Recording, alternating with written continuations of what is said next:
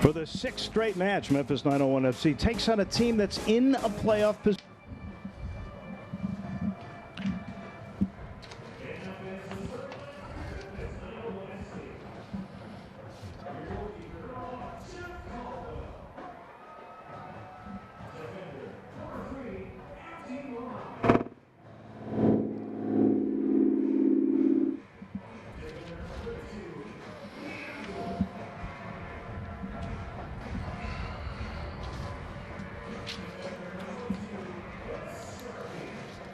It's Tambakis, right? Yes, Tambakis. Tambakis, Brotherton, Iwalo, Fortune, Lomas, Spees. Lomas scored their goal. Spees, Yamakani Chester, Smith, Al-Badawi, Nazmi Al-Badawi, Comsia, Taylor, and Guillen.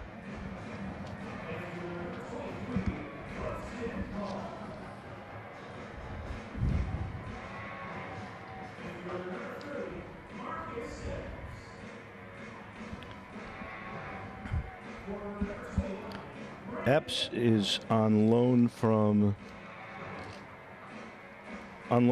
Orlando City, right? New York Red Bulls. Sorry.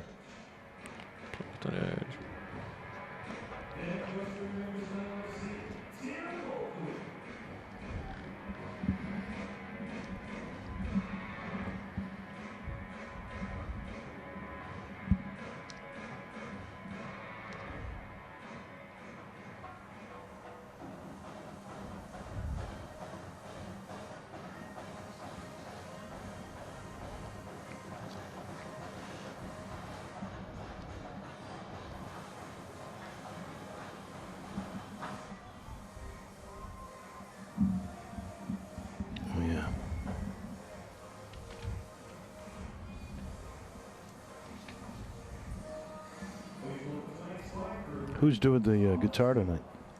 I don't know. Gary Parrish. Gary Parrish, wow. GP.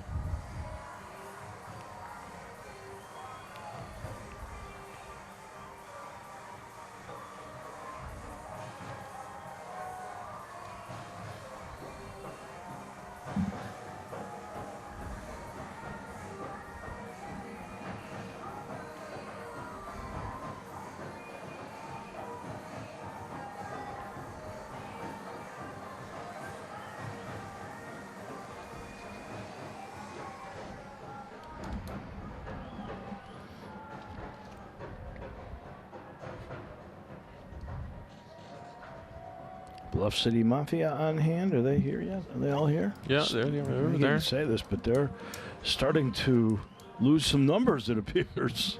You think they are? I think so. Well, we got to get some wins. We got to get some wins.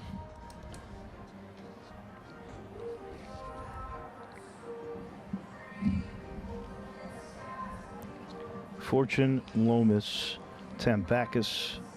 Who's their key defender? Is it Miller? Oh, he's not even playing. That's their top scorer and assist man. Stephen Miller's not playing. Must be. Oh, I wonder, is he on the bench? Is he on the bench? Is this I don't even have the lineup out here. Here it is.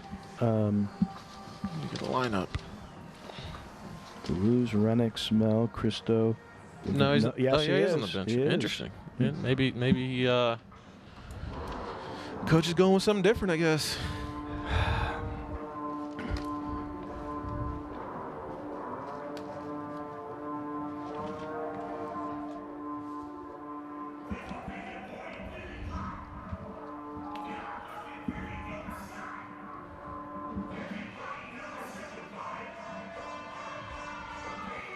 Well, it's 7:29, ladies and gentlemen.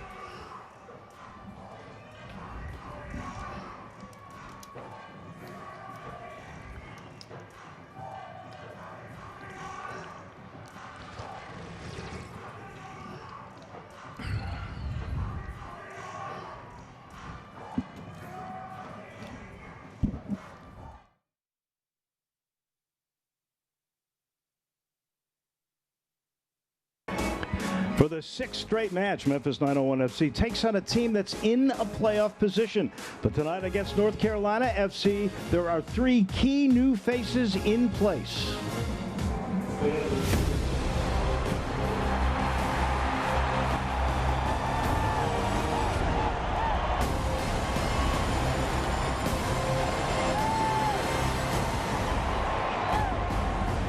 Welcome to AutoZone Park in Memphis. It's a hot, balmy night. Memphis looking for their fifth win on the year. North Carolina FC looking to bounce back after a tough loss at home earlier this week. Hi, everybody. I'm Dave Voloshin along with J.J. Greer. Speaking of bouncing back, how about Memphis against St. Louis? 0-0 draw down a man. Absolutely. It was a fantastic result to be down a man for near 65 minutes, especially coming back after that tough 4-0 loss at Pittsburgh.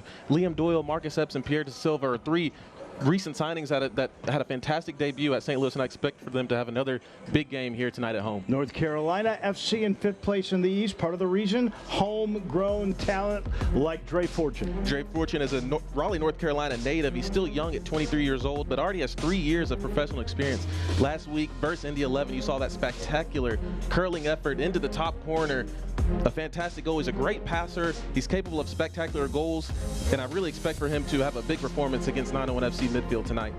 Memphis' defense now anchored, that is for sure. One of the three new faces we talked about, Liam Doyle. Last time we saw him, he was in a Nashville uni dominating Memphis. Liam Doyle was signed August 5th from Nashville, as you said, Dave, and proceeded to play the very next day at St. Louis and get that 0-0 draw. He anchored it along with his center back mate, Mark Birch. He's 6'4", 200 pounds, so a big physical presence, and he's yet another fantastic addition to this 901 FC back line. A win for 901 would go a long way. Just 6 points now from a playoff position.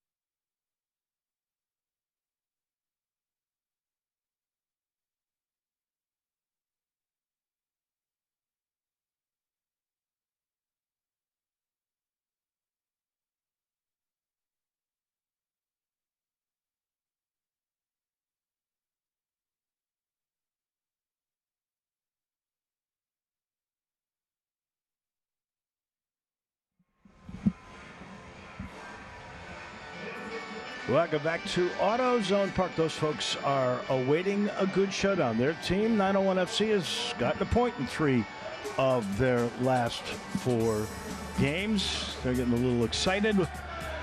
That is for sure. Here's the way they will start tonight. If you're looking at North Carolina FC, Tambakis second in the USL East in goal saves percentage. Alex Tambakis is a fantastic goalkeeper, great experience, capable of making some really good saves. I'm also looking forward to see how Ben Spies and Ivolo combine up top. They're two talented attacking players. Maybe one surprise, Stephen Miller, their top scorer and assist man in the back.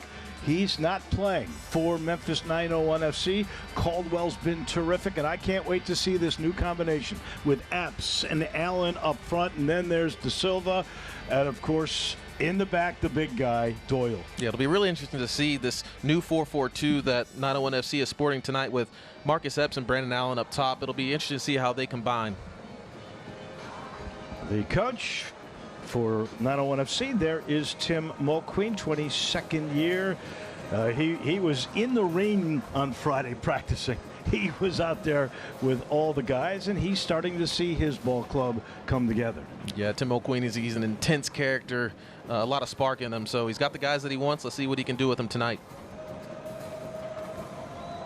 It'll be the North Carolina FC in white and the Beal Blue for the hometown team. There's Dave Sarakin, and he is the North Carolina FC head coach. He's been all over the world, really, with the national team and got a lot of experience in MLS as well. So he's seen a lot of different situations, and he'll be ready for this one tonight.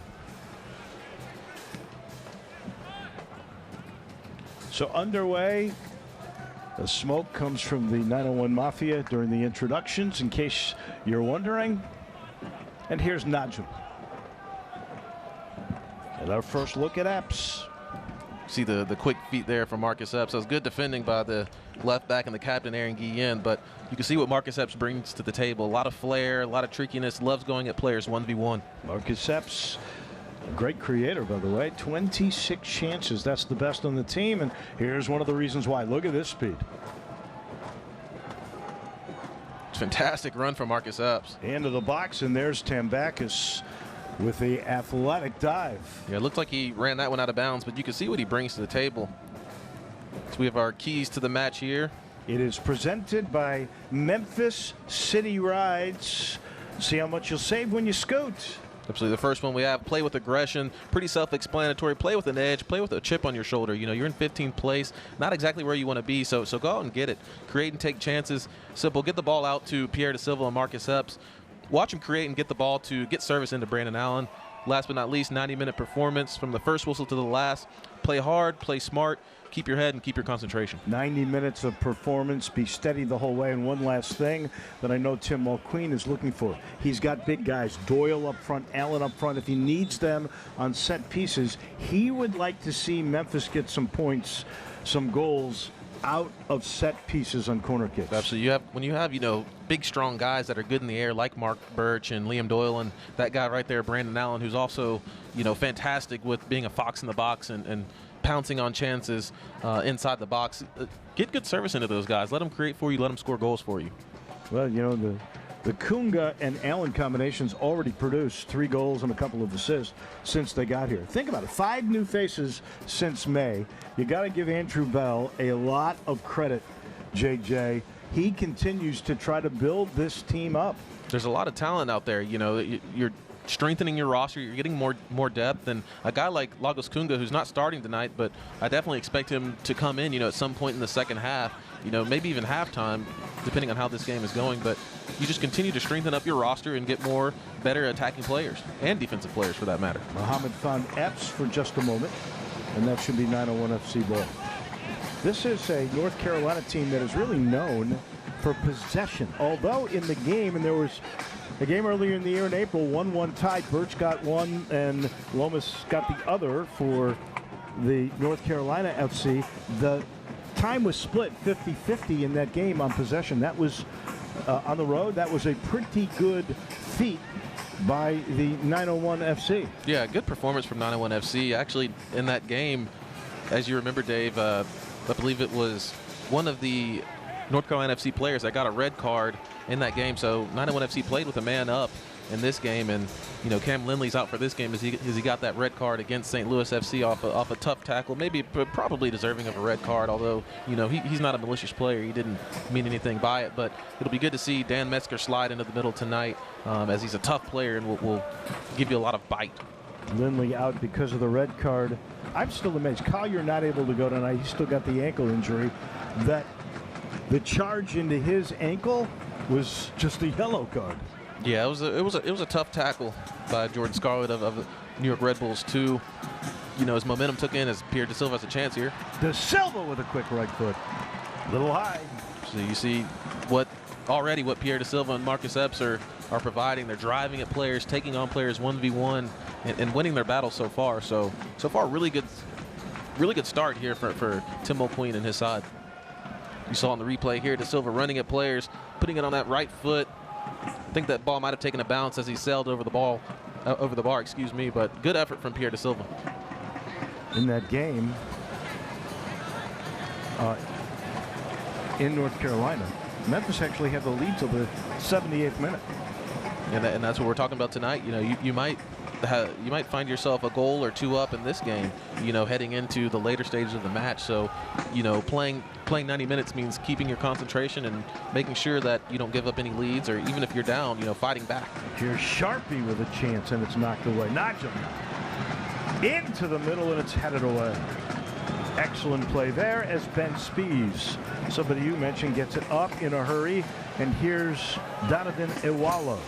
It's a fantastic start so far here for 901 FC. You can see, you know, they're taking on players 1v1, the creative players like Najim and De Silva and Epps, and looking for service into Brandon Allen. If he gets the ball in the box, Dave, he'll most likely end up with a goal.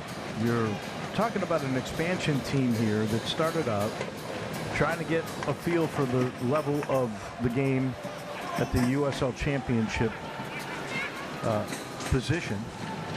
And now you've added all these new faces. And Tim Mulqueen and Andrew Bell made a point to tell me that a lot of these new faces, guys on his team had already played with. Here is an opportunity into the middle, and Caldwell is able to get that off the foot of Ben Spees. Easy enough for Jeff Caldwell, but he's probably a little bit fortunate that Dre Fortune, the guy who we talked about in the pregame, doesn't put his foot through this one, as he found himself basically wide open, you know, at the PK spot about 12 yards out, but didn't get good contact. So, you know, fortunate for 901 FC that ball didn't up into the back of the net. And it'll be put into play by Dan Metzger. So back to our discussion. You have all these new faces, but they've played together in other places, and there's a familiarity. So Tim Mulqueen was saying, I don't think it's going to take a long time for us to gel together. Absolutely. There is some connectivity there. You know, both Epps and Brandon Allen coming from the New York Red Bull system, so they'll be used to that style. And there's also some connectivity as well with Epps and Wes Sharpie coming from the South Florida Bulls. I don't think they were there at the same time, but you know, a lot of these guys, they'll know each other. Will have played with each other, but they'll just have to get used to playing under Tim Mulqueen's system. Sam Brotherton will dump it ahead, trying to go to Iwalo. And a nice save there. Here's Iwalo. It is in play or no? Yeah, it looks like Iwalo was offside there, as all the 901 FC players stood there with their hands up. But that was really good effort from Yamakani Chester to be able to keep that ball in bounds. But unfortunately for North Carolina FC, Iwalo was standing offside. Leston Paul, you saw him his 20th game. Now you're seeing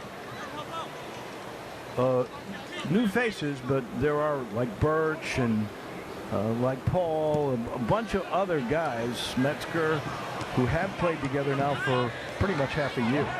And that's the thing with expansion side. Sometimes Marcus Epps, once again, running the players. Good defense from North Carolina.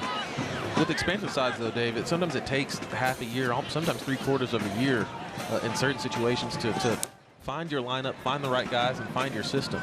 But the great news is that 901 FC and Tim Mulqueen are continuing to do that. They're looking for the right things, and they want to win this year. They're not waiting for next year. Mohammed. Once again, you see the feet from Marcus Epps, holding the ball up excellently against Dre Fortune and Yamakani Chester. Marcus Epps, by the way, on loan from the New York Red Bulls, but De Silva is signed for 2 years. He'll be here through next year, unless, of course, there is some sort of trade. So Andrew Bell and Tim Mulqueen have really been active. Absolutely. They're making fantastic moves, and not just moves for this year as well, as you said, Dave, with the 2-year deal. They want some security into the next year as well, and they want to be able to build this thing up and give these 901 FC fans and the Bluff City Mafia something really to cheer for.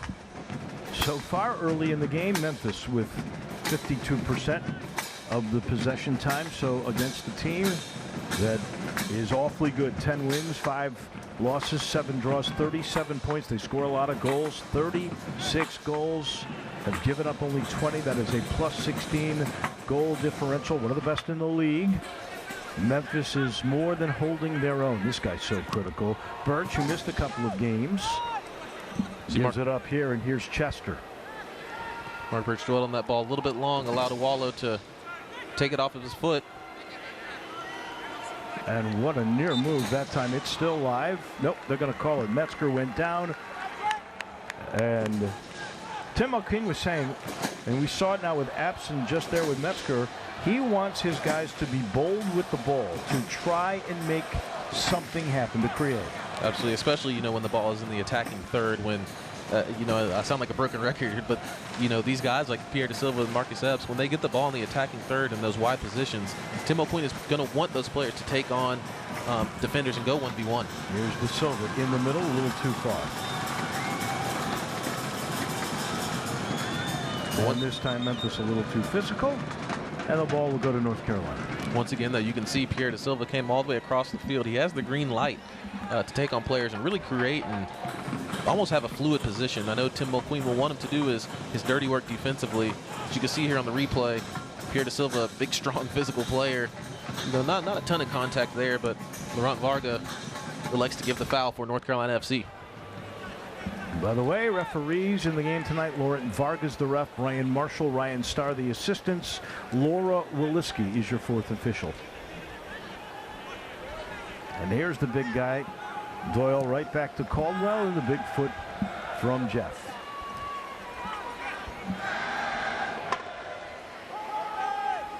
In the 11th minute, no one with a real good shot on target yet.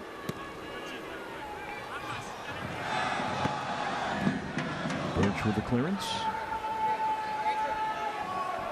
80 clearances, second on the team now. Doyle, of course, had 86 clearances with Nashville. And that's why that center back partnership with Mark Birch and Liam Doyle is so impressive and so crucial that 901 FC acquired Liam Doyle from Nashville Soccer Club. It wasn't like he was, sitting the bench, Dave. He was starting week in and week out from Nashville, and what a move from Andrew Bell and his staff in the front office to be able to get such a good center back. A little bit later, the chicken salad chick, if we can get a clean sheet. 4 clean sheets on the year for Jeff Caldwell. There have been 7 clean sheets for Alex Tambakis.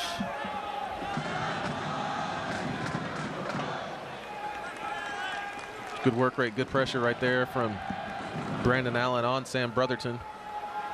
Excuse me, Alex Cumsia. There's Da Silva, and he crosses. Muhammad tried to put it in there and knocked away. Here's a quick throw in. And Muhammad better get to that, and he does. Nutmegs beautifully Donovan Awalo. Yeah, nice calm move there from the rookie Abdi Muhammad, showing almost a veteran move there. As 901 FC works the ball down the far side of the pitch. Sharpie in the box. It was well defended that time by Alex Comcia, and there were 2 or 3 other North Carolina FC players in the box. Metzger at a football race with Chester, and Birch breaks it up. So Najum right back to Birch. It was an excellent work rate from Dan Metzger a couple of plays ago. He took a mistouch, had a bad pass that was aimed for Abdi Muhammad, but you saw the work rate that Dan Metzger has, and he chased Yamakani Chester down like a madman and forced that turnover. Here is Aaron Guillen from really dual citizenship, the United States and Mexico.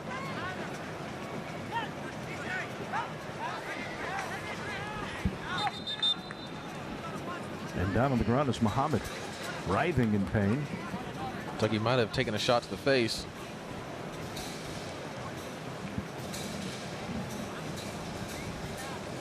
Tim O'Queen talking to the fourth official. Let's see what happened. Ooh, he did. He took an elbow. It's really with the left hand. It was tough to see, but that left elbow of Yamakani Chester got him right in the noggin. I don't think that's the kind of thing that's going to be debilitating for the game, but I will tell you this. That smarts. It does not feel good, I can tell you that, when you take a strong left elbow directly to the jaw. I don't think there was any malicious intent from Yamakani Chester. You know, he was in a natural position as he was trying to head that ball, but Abdi Muhammad he's not trying to hear any of that as he tries to, open up his jaw and make sure that he has all of his teeth. He just checked to see if the molars were there, if everything was good. 15th minute, 0-0. Alex Comcia just holding on to the ball.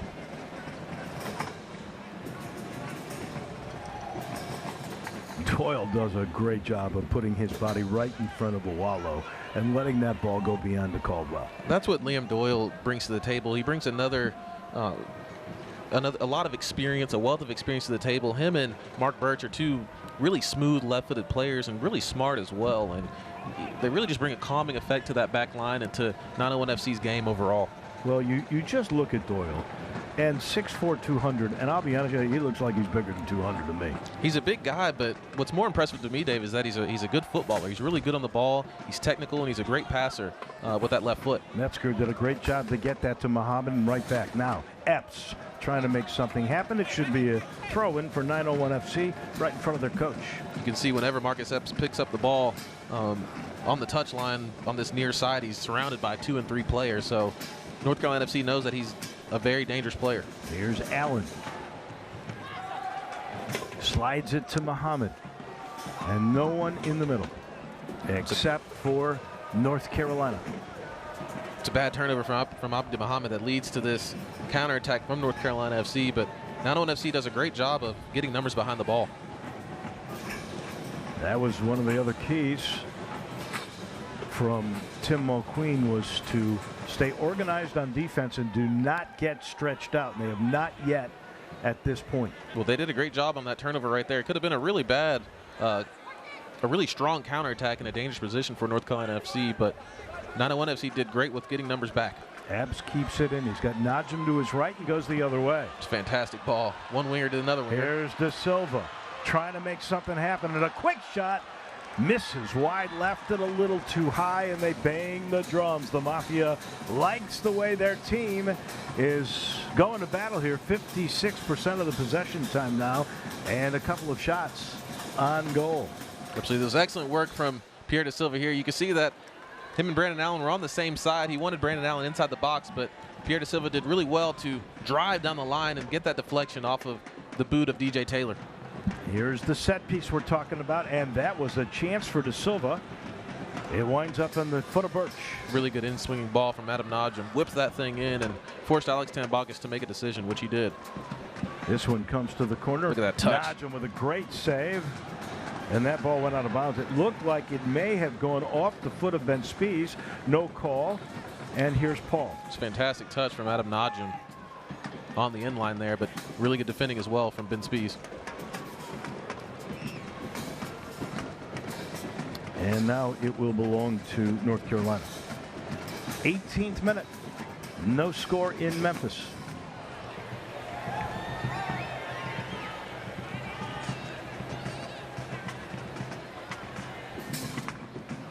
This is, by the way, the only home game. As Tim Mulqueen looks around, this is the only home game this entire month for 901 FC. And Ben Spies this time is a little roughed up, trying to recover here. Yeah, they took a little bit of a shot there from Wes Sharpie. And Laurent Varga made the correct call, but so far, a really physical game so far. Good battle between these two teams. There is no question about the discipline that you will get with North Carolina. We mentioned how good they can play. Their top scorer is not playing, but then you bring in a guy like Dre Fortune or Awalo. They both have 4 goals apiece. they really share the wealth on North Carolina FC. Nazem Al-Bidalwi, he's recently switched over from FC Cincinnati, but he's another player that he's a former player of North Carolina FC. He can also really score goals from almost anywhere. So a lot of attacking options for North Carolina FC. This one off the foot of, I think it might have been Ben Spees. It'll belong to Caldwell and 901 FC. It's a hot night. You got to figure at the end of this game, or even at the end of the half, you'll see some fatigue. Allen's only had a couple of touch-ins. He's been absolutely surrounded. Yeah, he's been hounded, and they're going to need to, especially around the 18-yard box, because that's his specialty, Dave. If he gets good service, he will score the ball. And that one will go to 901 FC.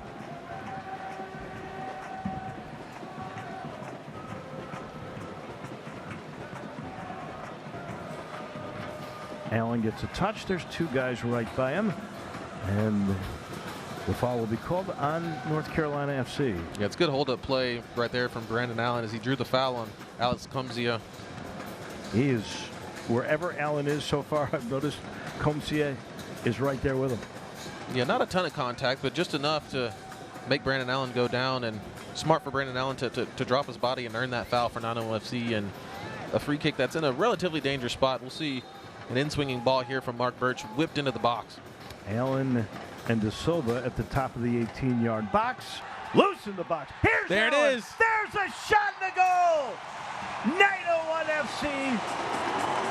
20th minute. They take a 1-0 lead. And there you go, Dave. That's what Tim Mulqueen was talking about at training the other day. He wanted more goals off of set pieces, and Mark Birch whipped in an excellent ball, in-swinging ball. He was looking for Liam Doyle. I think Liam Doyle actually did get ahead on that. And Brandon Allen, as he does, he picks up the ball inside the 6-yard box, and he knows what to do. He absolutely buries that ball. With guys as big as Doyle and Allen, you got a chance on these set pieces.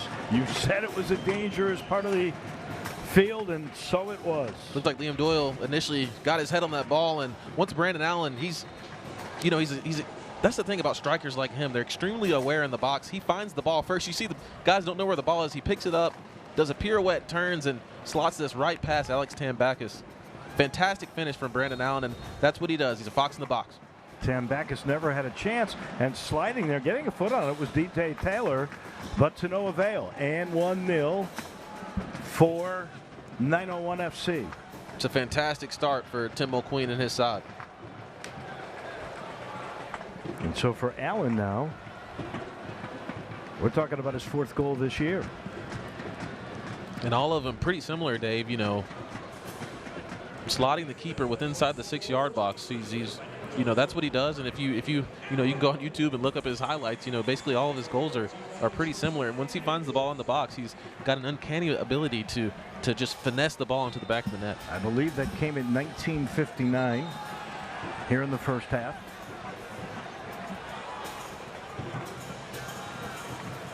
Just tenacious ability by that young man. Absolutely, and you can key in on him all you want, but if he's getting good service and guys are winning their battles on the wings and whipping balls into him, he will always be able to find a way to put that ball in the back of the net. Officially, they say it's 20 minutes, so we'll add a second. There we go. Tim Mulqueen doesn't care. That's one of the few times early in a game I've watched that wonderful coach smile. Absolutely, he's an intense guy, but he knows when his team is playing well, and right now they are, and his new signings are stepping up and really starting to get on the score sheet and change the game and hopefully change the season for 901 FC. Aaron Guillen gets it in and knocked away by Memphis. De Silva almost could turn on that. And this will be played back by Metzger. Well, Memphis did lead in the first game at North Carolina. Fantastic defending right there from Liam Doyle. He just said, get out of my way. Here's Dre Fortune. We featured him earlier. And Yakamani Chester is a very active guy. Here is a chance. Guillen plays it back. Ooh. And an excellent physical defensive play by Memphis. Absolutely. It's a good no call there from Lavrent Varga. I think Dre Fortune his momentum took him into Liam Doyle as he dropped his body, but good non-call from our head official, Laurent Varga. Guillen buying some time. Birch making sure he's got Fortune. It's well done for Marcus Epps, doing his defensive duty and tracking back and giving Abdi Muhammad some support and defending the very active Yamakani Chester.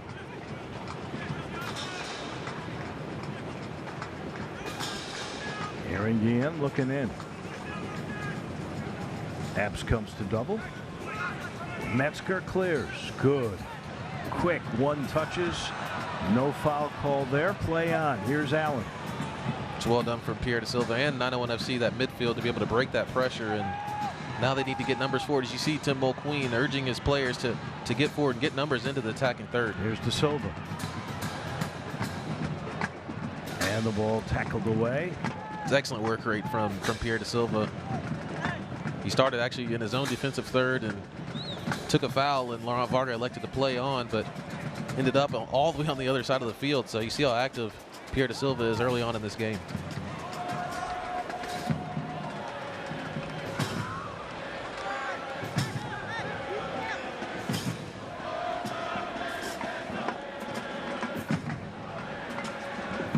Slow and deliberate. Alex Comcia now back in the middle. Do you remember last game, the last time that 901 FC played North Carolina FC? They were 1-0 up for most of the game, and towards the end, Marios Lomis came in and absolutely buried a free kick. So, you know, part of what we talked about in those My City Rides keys to the game is, you know, staying focused for the full 90 minutes, because this thing could flip in a second. Well, you're not even a third of the way there yet. Birch talking, he thought he got roughed up a little bit. This will be a physical team, FC North Carolina. Birch will have the free kick. 20th minute on a set piece. Birch and Liam, and then the finish by Brandon Allen. 3 guys involved in that, and a 1-0 Memphis lead. Sharpie will put it into play quickly. Najee, nice heel pass just behind Da Silva. Yeah, good effort there from Najim and Pierre Da Silva trying to combine inside the 18-yard box. You see Adam Najim, he's not a very big player, but he held the ball up excellently. Sharpie again in the middle to Allen. Couldn't quite play it, but somehow comes back with it. Doyle will set things up again. Yeah, once again, that's really good hold-up play from Brandon Allen. It's a tough ball into basically his shins, but he was able to corral that ball and keep possession for his team. Just a little bit too far for Muhammad. He let it go over his head. It'll be North Carolina football.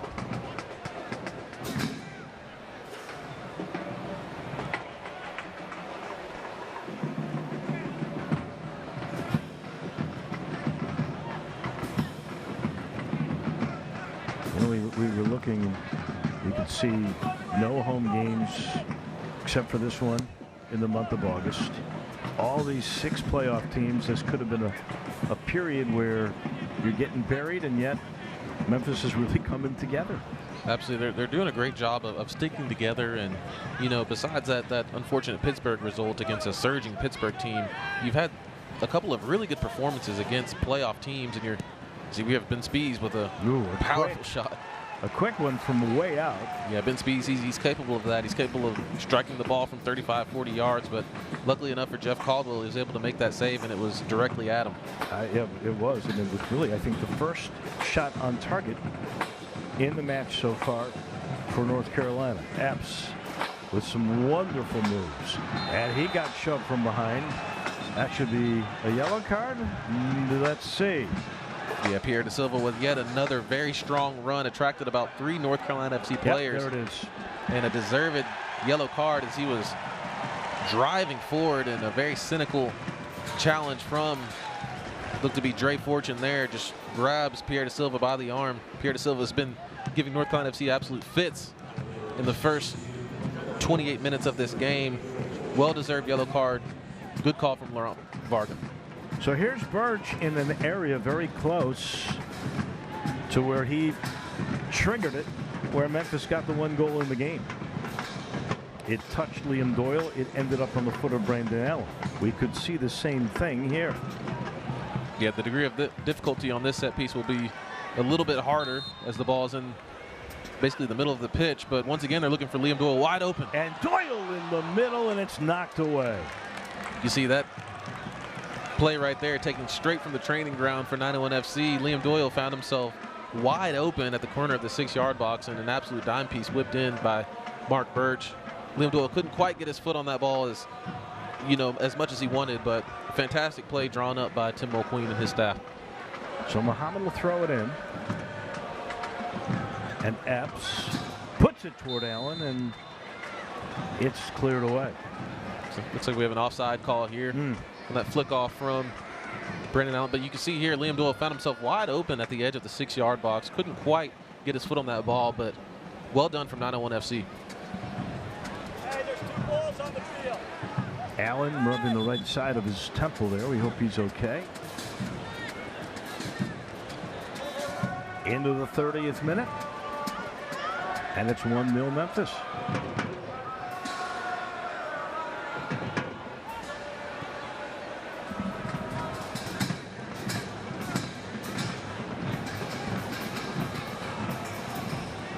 It's an excellent ball from Nazmi Abadali. He finds DJ Taylor wide open.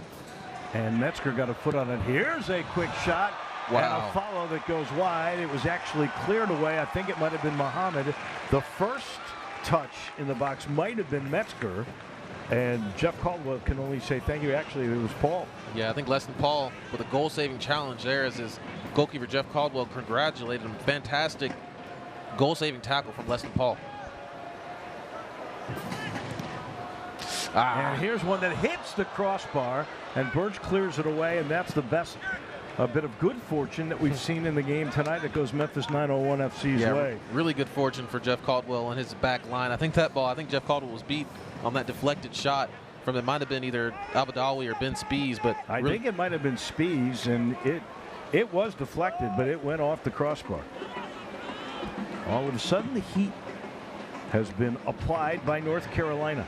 Absolutely. North Carolina FC, they're a team of veterans, and they have a veteran head coach that, as I said before, has seen every situation. They're not just going to roll over in this game. De Silva to Najim. He will send it on the right wing.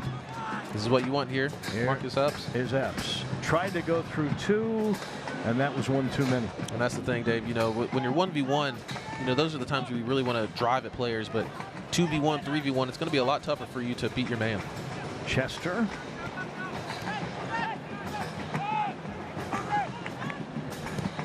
Patience by Graham Smith.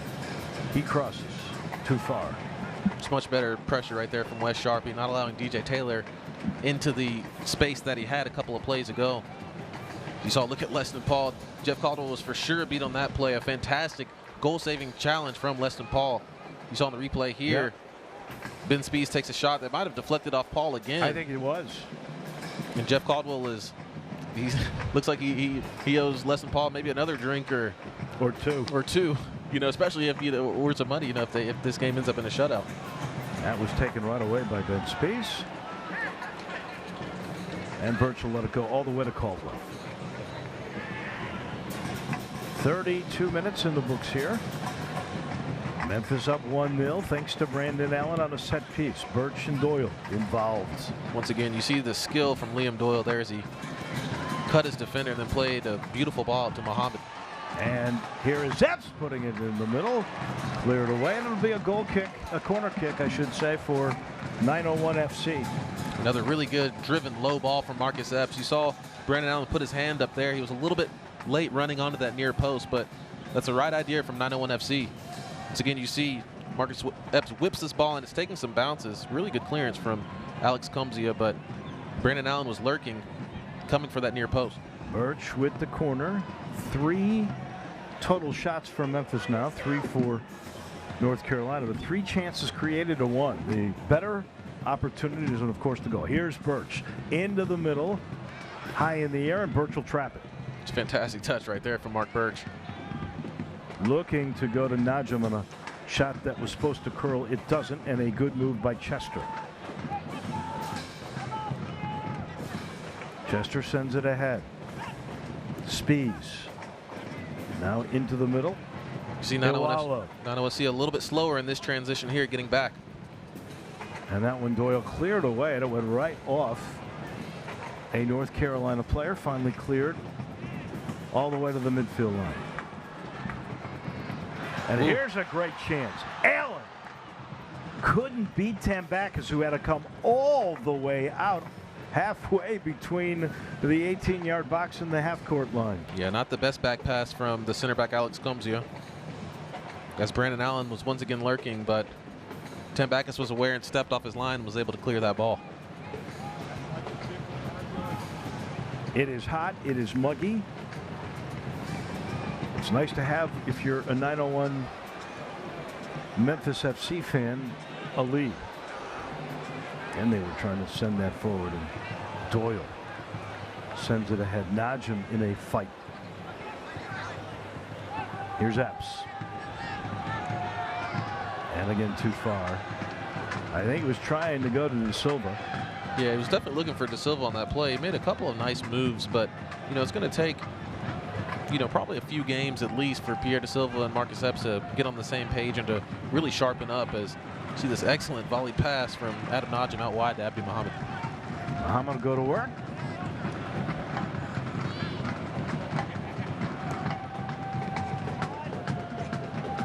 It's a good fight there from Lesson Paul.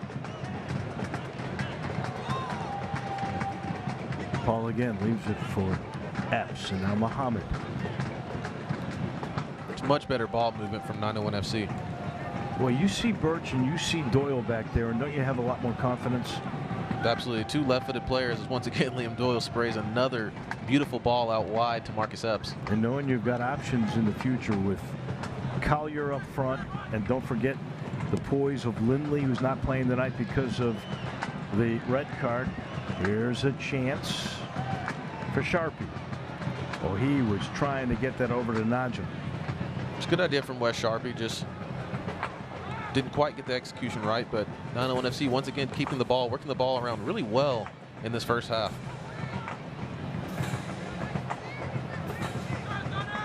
Doyle and Birch keeping it away. Paul, he's been very, very good on defense in this game. He'll turn. Up ahead, and here's a quick shot by De Silva, and a very nice save by Tambakis. That had some mustard on it. It's a great combination play there from Adam Najim and Pierre De Silva. Najim found himself in a pocket right on top of the 18-yard box with a lot of space and slips this ball into the path of Pierre De Silva. Pierre De Silva gets pretty good contact with this shot, but Alex Tambakis was waiting on his near post and makes the save as he should have. Birch with the third corner kick for Memphis. Tambakis try to position everybody the way he wants it. This will be another in-swinging ball from Mark Birch, looking for the near post. There was a quick head that got knocked away by Tambakis. And I tell you what, that was a fantastic save, Dave, from Alex Tambakis. Once again at his near post off the head of Wes Sharpie.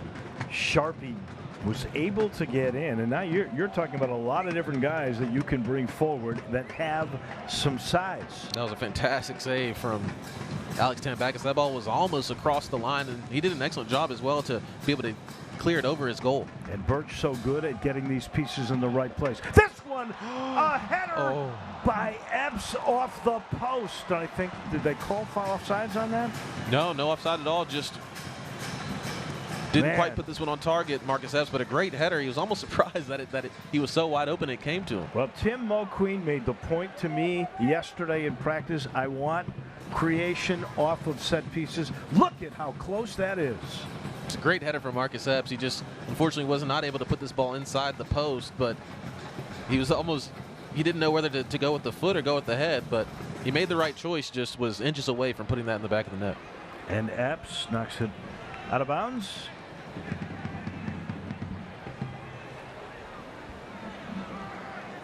The 901 FC has really had the much better chances and the one goal in the game against a ball club that is in 5th place in the USL East.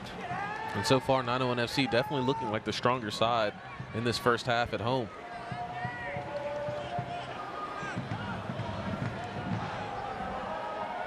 Guillen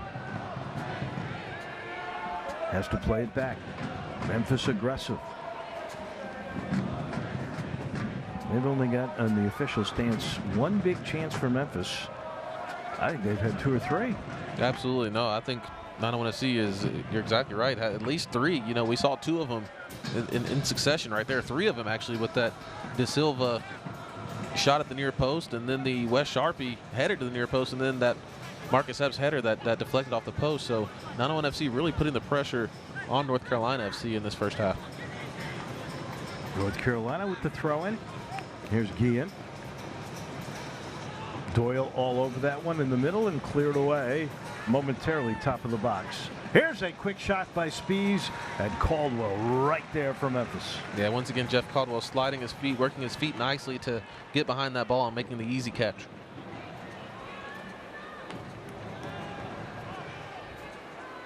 Jeff Caldwell will take his time. We're in the 40th minute.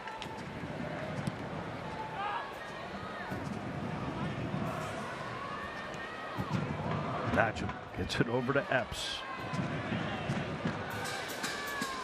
Back to Najim. What a nice move. And he tries to loop it, and it goes off the crossbar. I'm not sure if Tambakis got a finger on that and knocked it away, or if that will belong to to the North Carolina FC. It will.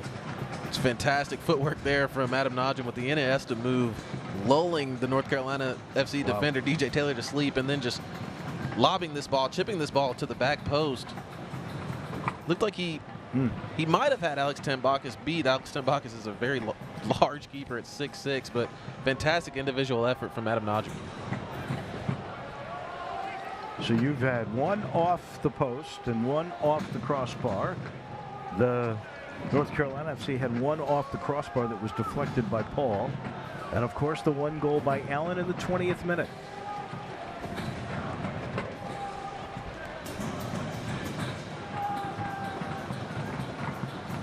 Don't forget, coming up at halftime, we've got great little promo on the Supporters Week that'll look around the league. We got all the first half stats. And if you're a Memphis fan, at least so far, you'll like what you see. North Carolina trying to press a little bit here. Guillen sends it back to Smith. Now to Fortune. It's good patience from North Carolina FC working this ball around. As of course, as soon as I say that, there's a misfired pass, as that might have been Chester looking for DJ Taylor out wide, and now they have to reset. A little pressure by Allen, and Tambakis will send it ahead to Comcia. Right back.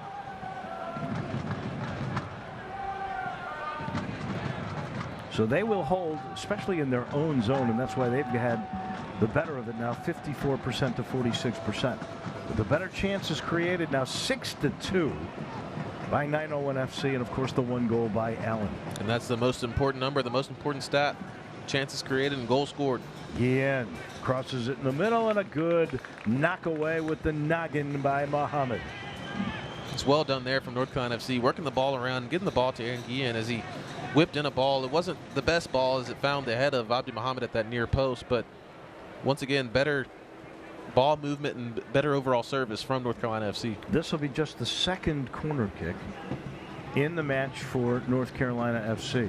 A lot of jockeying in front of Jeff Caldwell and some pushing and shoving. And here in the box, North Carolina, and it goes all the way through.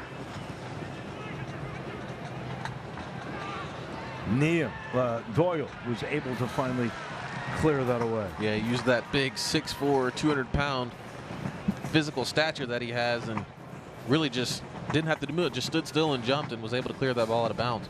Excuse me, not out of bounds, just up the field.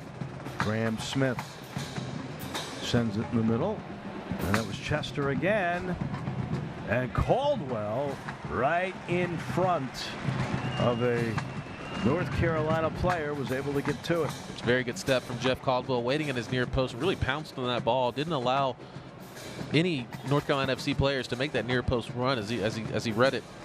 Decent ball from Nazmi Abadawi, not a lot of pace on that ball, and it allows Jeff Caldwell to be aware and to really take his chance and pounce on that ball. Well, he got to it right before Iwalo could. Metzger Not a Najim, and he's been magic tonight. Up ahead, here comes Epps. Poked away from him. Good job that time by Comcia.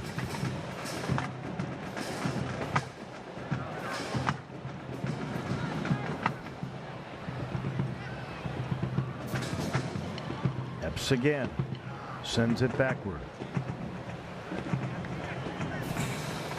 Birch crossing. It's a lovely ball from Mark Birch. Sprayed out wide to Abdi Muhammad. You see, Dave, as you were saying before, what these two center backs bring. You know, not only do they bring great defensive capabilities, but they're also fantastic on the ball and are really great long-range passers. Graham Smith will send it up, and Muhammad knocks it away from Yamakani Chester. Quick throw in. Into the 45th minute here. And here comes the cross. Backwards they will go to Comcia. Now DJ Taylor knocked away from him by Sharpie. It's good pressure from Wes Sharpie, not allowing DJ Taylor to get that service into the box.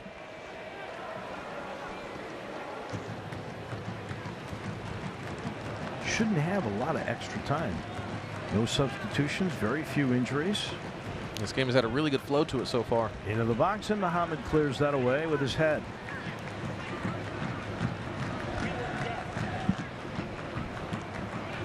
Chester. Back, and here's Abdulawi. So far, really good defense and good patience as well from Memphis 901 FC and North Carolina FC. 2 minutes of extra time here, and this is in the box. Dangerous time, and it's going to trickle in. How many times late in the half or late in the game have 901 FC just seemed to be unlucky? And that one just trickled by Jeff Caldwell. 45 minutes and about 20 seconds. You know, that's part of not staying focused for the full 90 minutes, or in this case, the full 45 minutes of the first half. Is an extremely athletic play there from Donovan Nwalo, and I'm not even sure Nazmi Al-Badawi got a touch of that ball. I don't know who they give that to. I think they're going to give it to Abdawawi.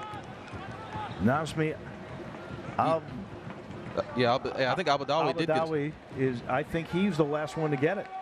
He has a fantastic athletic play from Nwalo, and yeah, Al-Badawi might have gotten a toe to that ball as he read the ball for everybody else, really, even before Jeff Caldwell. And it's a fantastic effort from Al-Badawi to be able to keep that work rate up and not give up hope and track that ball down and tie this game up 1-1.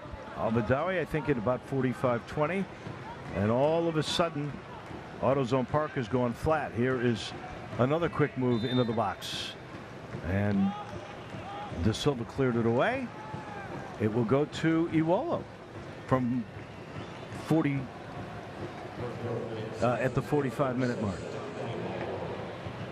Yeah, really tough goal for 901 FC to concede at the very end of this first half, and it's, you know, as you can hear, it's really taking the sails out of this home crowd. So it'll be interesting to see what Tim Mulqueen says at halftime to try to rally the troops and bring the energy once again at the start of the second half. So Wallo will get that, and that was a heck of a bicycle kick, really, to get that goal. I really thought it was deflected, but doesn't really matter. We're tied at 1-1.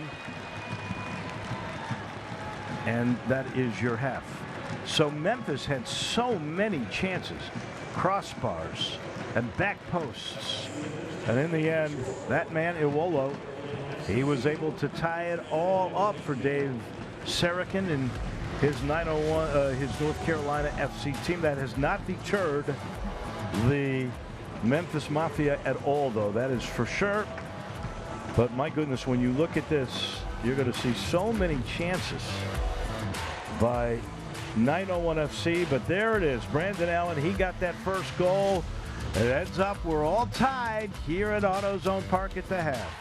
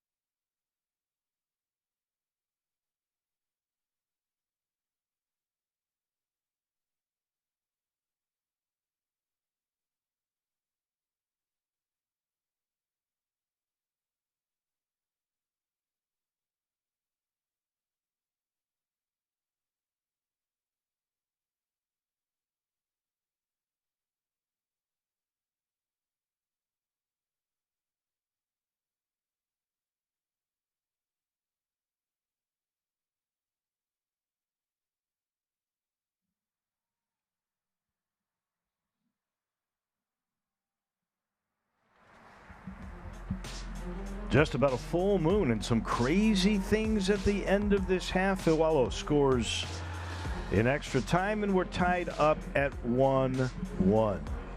Well, one of the things that I think make this a special and unique atmosphere at AutoZone Park is Bluff City Mafia, and it is Supporters Week around town.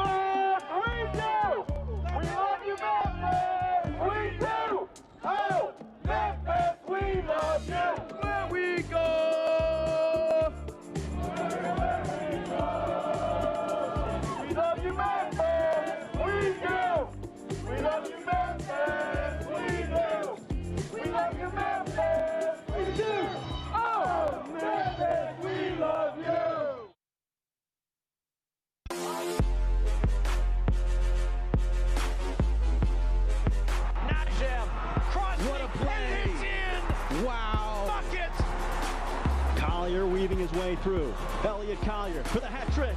There it is! Can Kunga make it even more special? Indeed! To the back post. Look at that. Oh my goodness! A brace for Brandon Allen.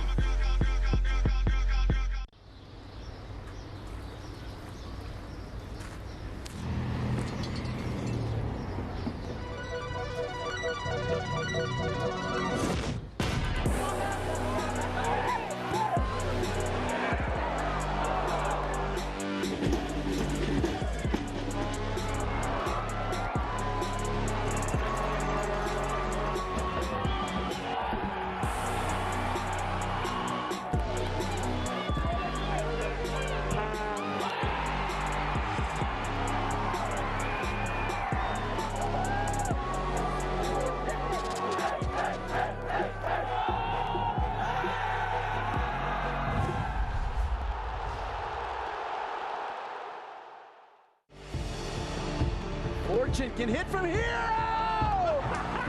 McCarthy once more. Blacked it back in, and it's a goal for North Carolina FC. Big shot and scored. And Ben Spees lets one fly and drills it.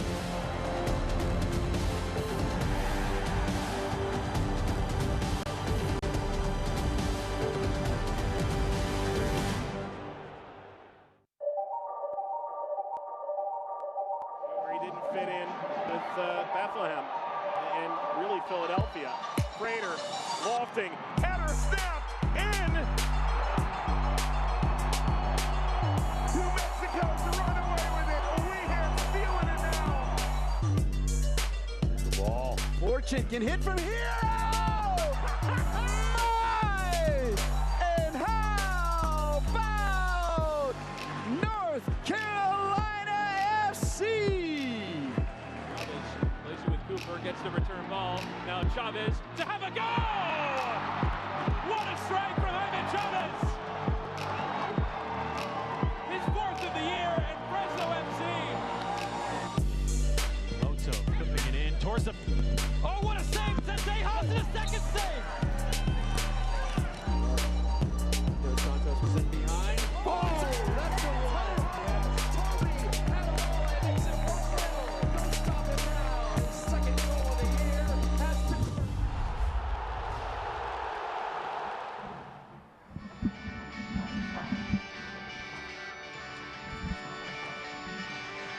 We'd like to thank our official Memphis 901 FC pub partners, Aldo Pizza Pies, Silky O'Sullivan's, High Cotton Brewing Company, Crosstown Brewing Company, and more. You can watch every Memphis 901 FC match home and away at these pubs, including Memphis 901 FC's next road match. That'll be against the Birmingham Legion next Saturday, August the 17th at 7 o'clock. And September is set to be an action-packed month for 901 FC as they host 4 teams from the USL in their quest for a playoff spot. Get your tickets today. Simple. 901-721-6000 or visit memphis901fc.com/tickets and do it now. Let's take a look at our halftime stats. They're presented by Memphis Area Ride Share. And as we take a look at this, I know the score is tied 1-1. This young lady, she's pointing to the numbers as well. And Memphis with the slight lead in shots on goal. Possession time, as we mentioned, to North Carolina. They like to hold it in their end a bunch. Your thoughts? Yeah, North Carolina FC, they're a really technical squad, a really good passing side. And 901 FC is more concerned with getting the ball forward quickly and out wide to Pierre Da Silva and Marcus Epps. So, no surprise there as the possession favors North Carolina FC. North Carolina FC did a great job of getting that goal at the end of the half is why you see this score tied at 1-1. But so far, a really good match in the first half, and I'm curious to see how both teams come out in the second half. We take a look around the league in Tampa and Birmingham. On August the 10th, the Rowdies enter the match with double the points as Birmingham, but the two Eastern Conference sides share the same form, having collected 10 points in their last 5 games, so they're hot. St. Louis against the Charleston Battery, and their head coach Mike Anheuser's side won't be the only one looking for a positive response when it travels to West Community Stadium in St. Louis. The hosts were held to a scoreless draw by our 901 FC with a side that played more than an hour with only 10 men after Cam Lindley's 27th minute red card. St. Louis has now won just one of its last 12 games in league play. And then next up we take a look at the standings, and the Red Bulls with a point over the Tampa Bay Rowdies. And you look, Charleston Battery with 26 points. The Memphis 901 FC, really there's another shot that is in 10th place. Memphis with those 19 points. Just 6 points away from a playoff position. And a win tonight, 3 points, would really get you close to 22. The 901's got 3 wins and a draw in the last 4 matches. Dave, I think a win tonight would really be vital in moving up those standings. And I think this is a game that you should win. You should get 3 points in. You're at home. You've really bolstered your side with some new signings. Yes, North Carolina FC is in a very strong playoff position right now, but as you keep adding to your roster, you have to expect to be challenging these teams, especially at home. Not too many of those, unfortunately, for Memphis this month. The next ones are all on the road. At the break, 1-1 our score. Memphis got there early. 901 now has to regroup.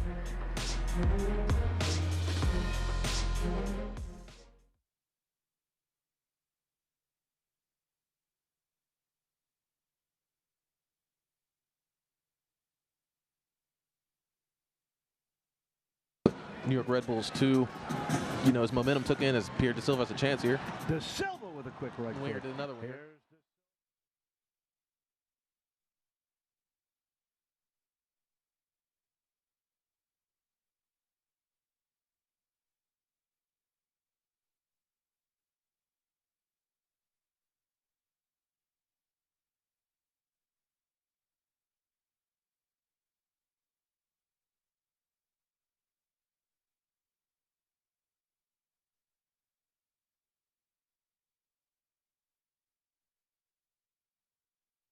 We can't communicate with him. Hey, are we on camera or anything? Okay. Are we doing the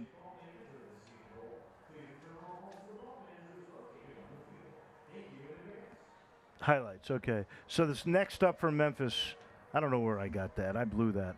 I saw that on the sheet right under the look around the league. Okay.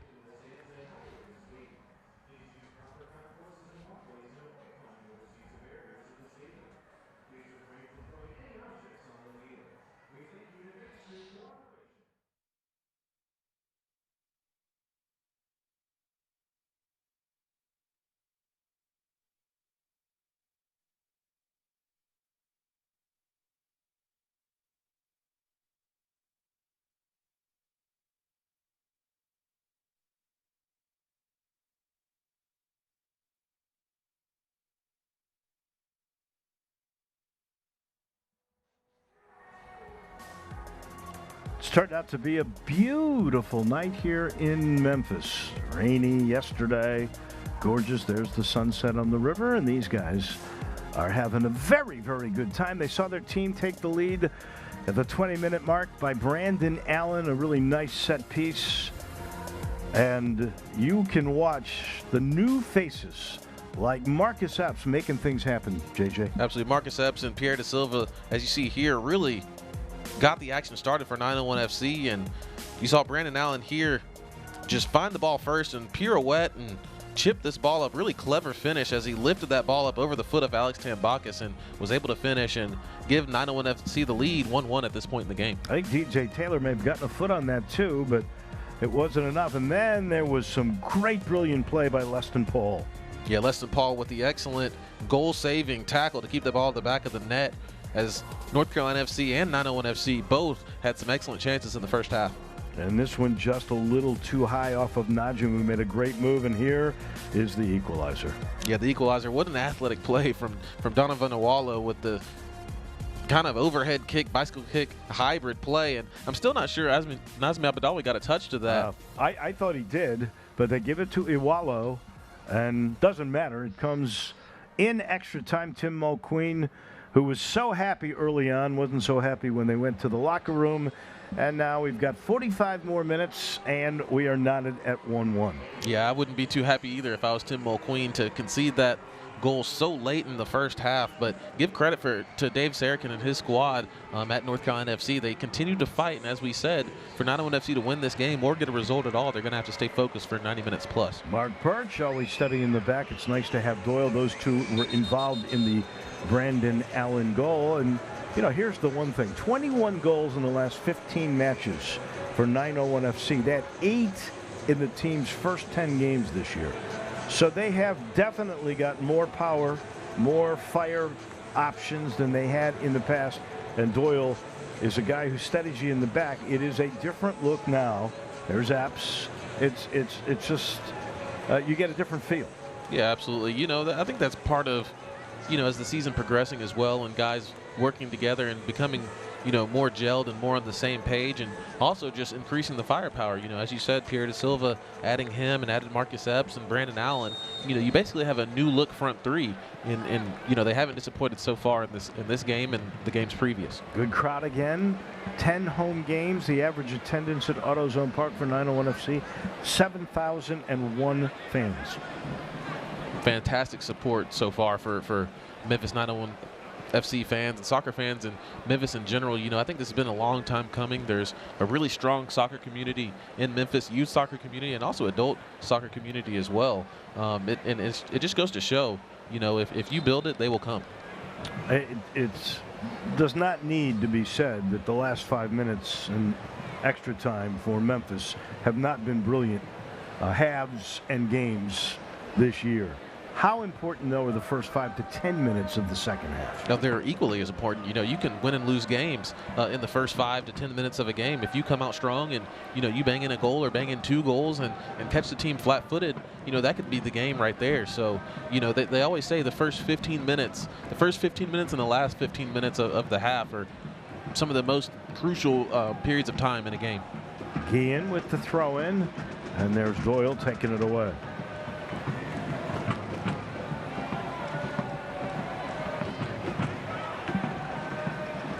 Guillen backs it out, and Tambakis has to come, and the goalkeeper will send it forward. Muhammad again. It's a good step right there from Abdi Muhammad. He's not a physically dominant player, but he slid over from his right back position, read that ball excellently, and was able to get his head on it. Najim had his ankle rolled a bit. He seems to be okay.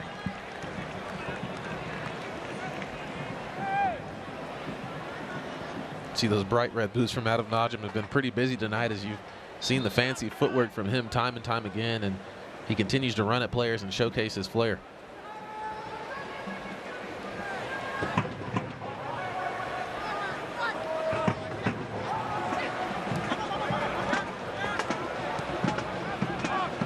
This time Memphis will play it back into their own zone.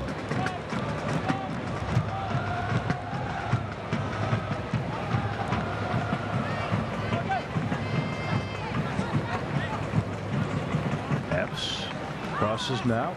Here's Sharpie. It's well done for Marcus Epps.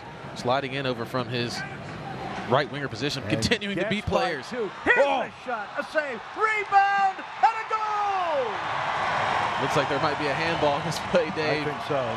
Allen would get his second if it were to hold up, but we don't think it will. And here comes the explanation from Laurent Varga. Yeah, and I don't think Brandon Allen needs too much of an explanation there. As you can see the wry smile from Laurent Varga. Brandon Allen all but had that ball across the goal line as Marcus Epps went on a fantastic run, and the momentum of Brandon Allen's hand and arm just came down, and just a really unlucky play from Brandon Allen. As I think either way, you know, he was probably going to be able to bring that ball across the line. If his hand had not touched the ball, I think his foot would have gotten to it. Birch gets run into. Bodies flying down. That'll be North Carolina FC's ball. And Awalo, who scored the goal for North Carolina FC, was roughed up a little bit that time by Birch. Yeah, there's a lot of contact on that play there. You know, Mark Birch, the captain, he'll always, you know, have something to say to the referee and beg his case, as you know, as he has the right to do that. But a lot of contact there between Mark Birch and Donovan Awalo. As you see, it looked like Awalo was about to strike this ball, and there actually was, you know, in Mark Birch's defense. Now I see Mark Birch's gripe. Yeah, in Mark Birch's defense, he actually held back and didn't swing through. And I think the momentum of Donovan Awalo, you know, he might have thought that Birch was going to swing through and dropped his body, but really dangerous free kick position for Dre Fortune in North Carolina. Dre Fortune is really good on these set pieces. Jeff Caldwell positioned himself. Here's the quick strike, and it goes wide. Looked like Dre Fortune was able to get that up and over the wall, but didn't quite put enough pace on that. And I think even if it was on target, I think Jeff Caldwell would have had this one covered. See on the replay here, Dre Fortune was able to get a nice dip on this ball, put the spin on it, get it up and over the wall, but it was not on target, as there was actually a little bit of a hole in the wall. I don't think Jeff Caldwell will be too pleased with that, but it wasn't on target. Jeff Caldwell did well to work his feet over and slide across. Caldwell able to get it to De Silva. Metzger will leave it. Sharpie. Doyle to Birch, and he'll start to attack.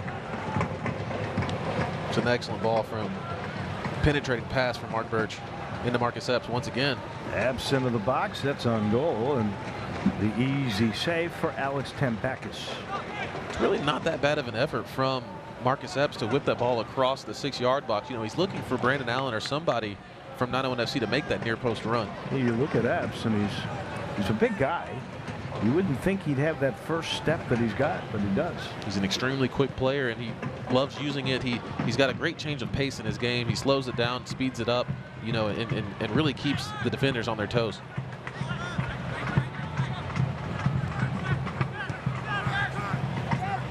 Good defense that time. Memphis got back and forced DJ Taylor to retreat. Graham Smith now. Yeah, once again, Dave, I think this is another really good, strong start to the half for 901 FC. You know, we'll see if they can keep it up and continue to put chances on target. Close to a goal. Wiped away by the fingertip of Brandon Allen, who already got one earlier in the first half to give Memphis 901 FC a 1-0 lead, and then disaster in extra time. And Awalo was able to go with a bicycle kick, and might have been touched, might not, but it just trickled in past Jeff Caldwell. That time, Muhammad gets a little roughed up. It'll be Memphis ball. And if Brandon Allen continues to find the ball in those positions inside the 6-yard box, he will get another goal. Maybe another 2 goals in this game, Dave. And this one was directed right at him.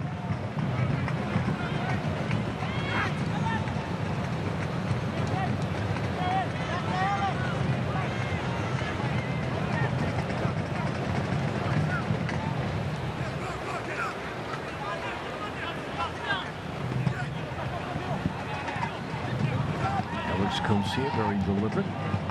I mentioned they're a possession team, and they don't mind holding it and just swinging it back and forth till they think they find a window. Here is a turnover, and Najee will send it up ahead. Here is Allen. He was looking for Epps. and just a little too far. You see Marcus Epps and Brandon Allen trying to work it out on that side. Marcus Epps wanted that ball a little bit earlier from Brandon Allen. Brandon Allen might have missed his window. If Marcus Epps were to continue running at that pace, he probably would have been offside. So a good effort, good play from 901 FC, but that's what it's going to take, Dave. It's going to take probably a couple games for these new guys to get on the same page. Sharpie wins that battle. And Doyle heads it away. Too far. Good footwork there by Coach Dave Zachary.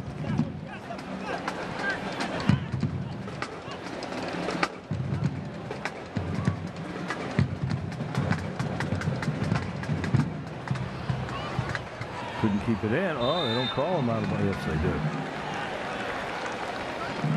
Yamakani Chester is like the energizer, the bunny. Absolutely. He never stops moving. He's been extremely active so far in this game, and that's his game, Dave. He's like you said, like an electric energizer bunny, just continuously running around and wreaking havoc on that 901 FC back line.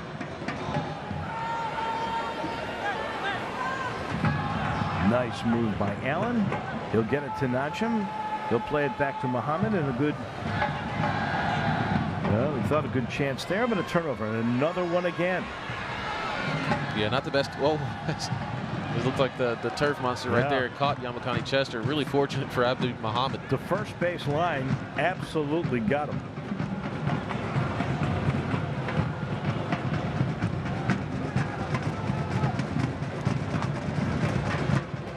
Najim almost stole that. Now here comes Epps, and he got De Silva. He got knocked down.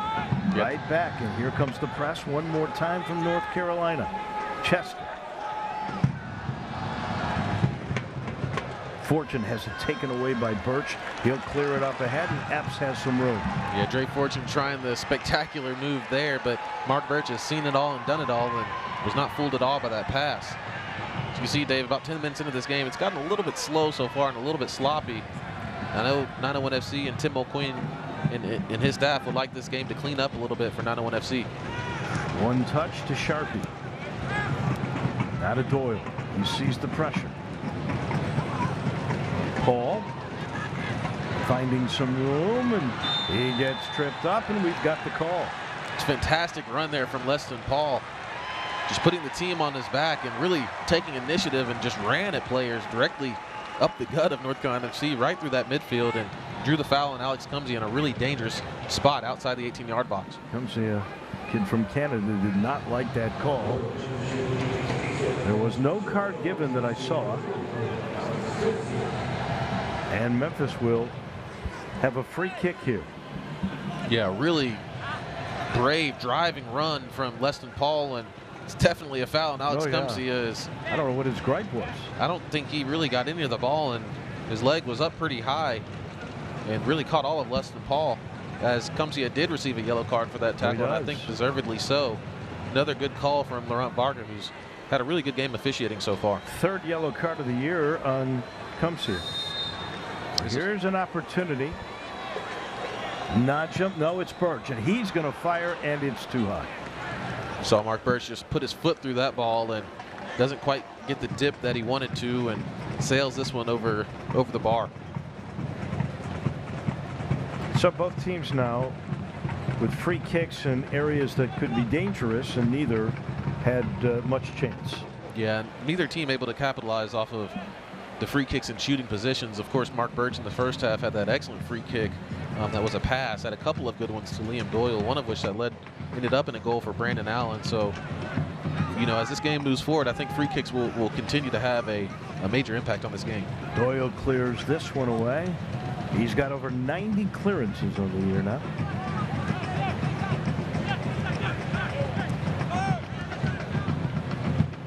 Spees, he got tripped from behind. There's no call, or is there? Laurent Barker didn't quite like that challenge from Pierre De Silva, but keeps the card in his pocket.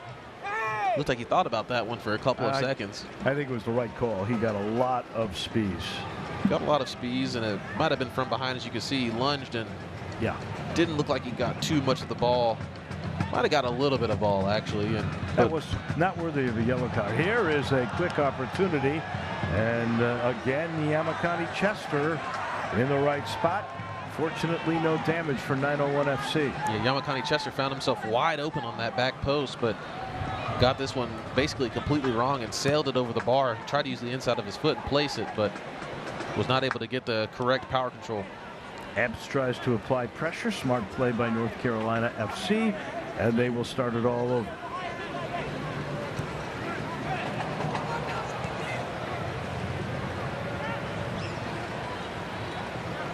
Into the 59th minute, and here we are, tied 1-1. Memphis scored in the 20th minute, thanks to Brandon Allen.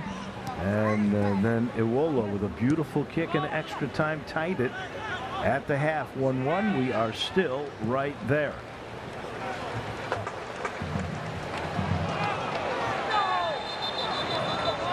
A lot of contact, and you can see they want trainers coming out. Muhammad, and I think it's Chester, the dang noggins. Yamakani Chester and Abdi Muhammad have really been battling and going on it all night on that right-hand side. As you can see, Abdi Muhammad goes in for the header, was a little bit late. Caught it off of the back of Yamakani Chester's head and directly off of Abdi Muhammad's forehead. So Laurent Varga immediately signaled for the trainers to come out. Absolutely. Whenever there's a head injury involved, you know, that's something that I know the league takes very seriously, and both training staffs of both of these clubs take very seriously. So I'm sure both of these players they'll come off and they'll run through the concussion protocol and, you know, whatever protocol that the trainers might want to go through. And I hope that both of these players are okay. Neither team has used a substitution yet. And Memphis has available in the back Morgan Hackworth. You could put in Grandison if you wanted to. Yeah, it looks like I already see Ewan Grandison. As you can see on your screen here, Yep. Ewan Grandison is already up, got his jersey on, got his kit ready. He's ready to go, you know, if Tim Mulqueen decides to call his number. And if Chester couldn't go, their leading scorer, Steve Miller, could come in. Looks like Chester is okay. And there's Muhammad. He's okay. So let's not, I guess, use those subs at this point. Yeah, and I saw Dave Sarakin and his staff having a chat over there on the North Carolina FC bench, you know, debating on whether they want to bring on a Steve Miller or an Austin DeLuz or a Justin Renix. So both of these teams have a wealth of talent on their bench, and it's only a matter of time before we start seeing some substitutions in this game. You see over there for North Carolina, Robbie Cristo is also another really talented attacking player. So, you know, I think there's more goals left in this game. You know, 1 or 2 goals left in this game. It'll be North Carolina FC's ball, and both players who hit heads are staying in. And this one is into the box, and Sharpie will let it go all the way through. There's good communication there from Wes Sharpie and his goalkeeper, Jeff Caldwell, that, you know, he had time and space and he could let that ball run over the end line.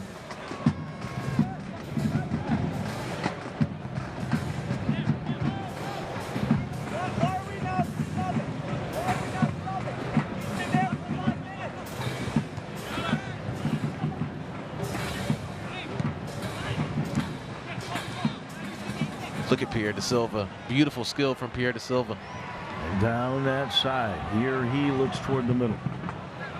Tell you what, Pierre Da Silva, not only is he skilled, but he's a strong player, Dave. Got pace and physical strength as well. Doesn't easily get knocked off the ball. Ewan Grandison, you said he was warming up. Here he will come, but it's for Leston Paul. It is not for Muhammad. It's really good work rate from Leston Paul. As you saw a few minutes ago, made that really brave run up the middle of that North Carolina FC midfield. But well, Leston Paul was absolutely brilliant defensively in that first half. Absolutely. You saw 2 this deflections. You saw this lovely move here from Pierre Da Silva. Just chips it over the North Carolina defender and continued to streak down the line. Najum to Epps. Grandison just in. Grandison, they say, with the rocket of a leg, maybe the best on the team.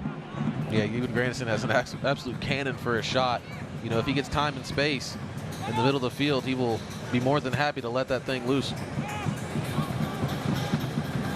Birch back there and maintaining possession, Memphis. See Ewan Grandison quickly getting involved in this game with a couple of nice touches, a couple of nice passes. Doyle right on the money. Sharpie. De Silva will send it backwards. Grandison, nice move, and gets it over to Birch. It's well done. Good combination from Ewan Grandison, Mark Birch. Grandison on the move. Metzger. De Silva. Allen looking to go back to De Silva. Ooh, that was a shove. Did they make the call? Yes, Memphis ball. There's a lot of contact there, though. You know, I know the ball was going out of bounds, but Pierre De Silva did well to bait.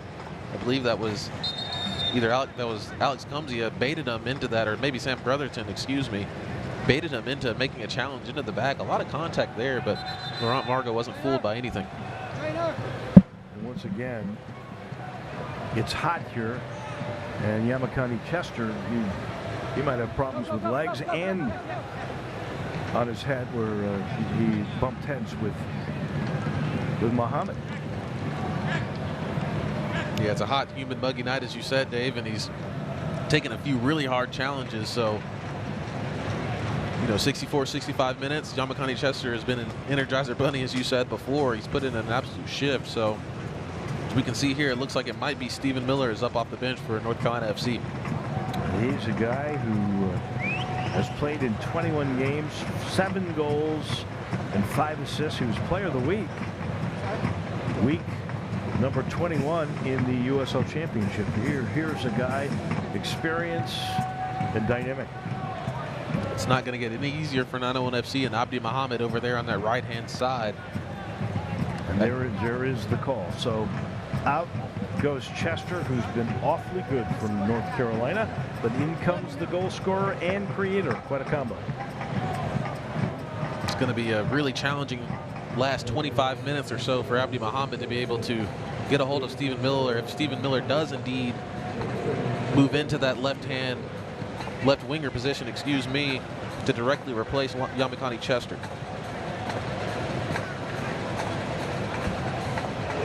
We'll probably get a pretty good amount of extra time here at the end of this game. Yeah, but a few players down, more of a slower pace second half from the first half. So it'll be curious to see, you know, there'll be the minimum 3 minutes of stoppage time, but I wouldn't be surprised if there was 5, 6, 7 minutes of stoppage time in the second half. So Stephen Miller comes in. And the 901 FC has a corner kick. Into the middle, but no one there. Yeah, it's a really good ball whipped in from Adam Najim too, but unfortunately nobody in the middle of the 6-yard box. Speeds now. Sends it ahead. Nice job, cleared away. Grandison's got it from Memphis. Yeah, really good tracking from Dan Metzger as he hustled back and was able to head that ball into the path of Ewan Grandison. Here's Epps. Splits two. Quick shot. Deflected away. Wonderful move. Couple scissors there from Marcus Epps. Cut the ball inside onto his left foot and actually unleashed a shot. Probably was going to be on target, but good defending in the end from, looked like that might have been Alex Cumzia to be able to get his backside onto that ball and deflect it out of bounds for a 901 FC corner kick. Well, the thing about Epps, if you go back to his former team, New York, he's had 2 goals but created 26 chances before he got here. So he's a guy that makes things happen. He's an extremely creative player and likes going at people 1v1. As you can see, he had 2 guys on him right there, but was able to avoid both of them with a back heel. And Virgil sent it near the left edge. Knocked away, out of bounds. That'll be off Memphis.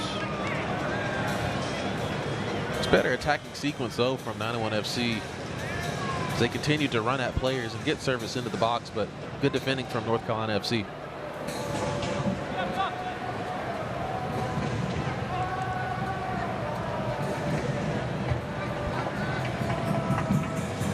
Memphis led it early, 1-0. That was at the 20-minute mark. Brandon Allen on a set piece. Did a great job. And an extra time for Wallow. on a bicycle kick that just trickled in past Jeff Caldwell. Still tied at 1-all in the 68th minute. Speeds, who's been very aggressive for North Carolina FC, controls.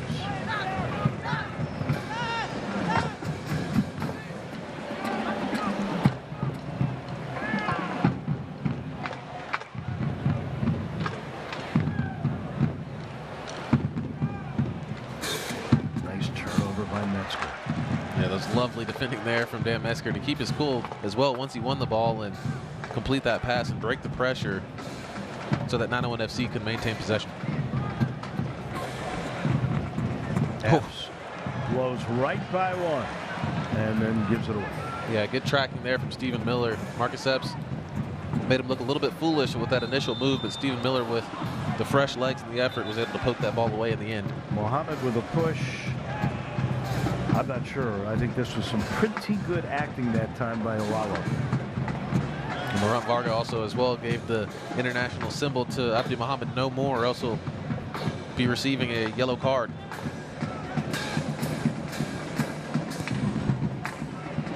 E.J. Taylor into the box and a nice clearance by Mohammed. It'll be another corner kick for North Carolina. Yeah, smart. It's only going to be the third corner of the game now for North Carolina FC. Absolutely, and it was a really smart clearance as well from Abdi Mohammed. He elected to concede the corner kick because he had 2 or 3 North Carolina FC players waiting at that back post. This one curls in, and a header that time by Stephen Miller, who's just in the game, right to Jeff Caldwell. Yeah, Stephen Miller very active in this game so far, making his presence known, flying all over the field. 9 chances created so far in the game by Memphis. That's the 6th one created by North Carolina FC. Sharpie trying to go by a couple of white shirts. It's a tough ball from Wes Sharpie into Pierre Silva. It's good defense there from Abdi Mohammed. Metzger to Najim, and right back to Metzger. Play it back to Mohammed and set things up. Najim with the cross to Liam.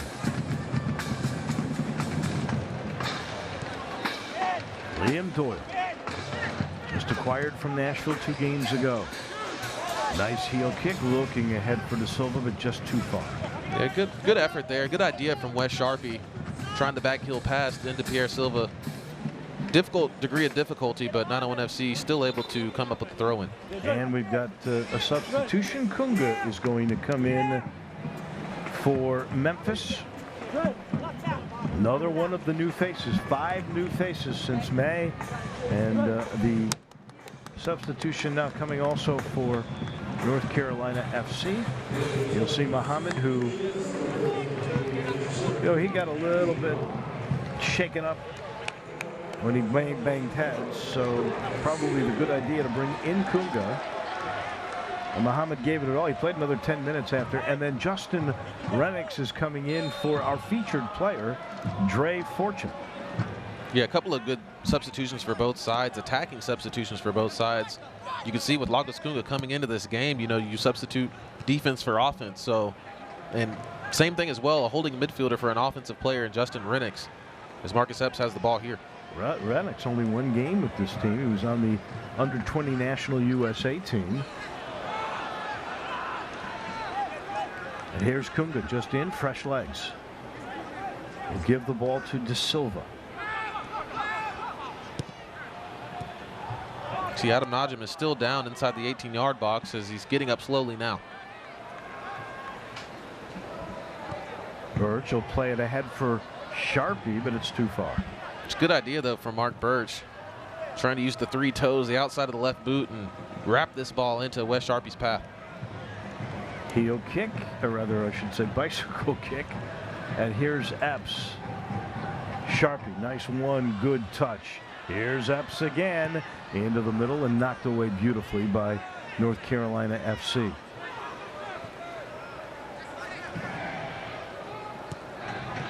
Doyle tried to thread the needle to Kunga. Grandison.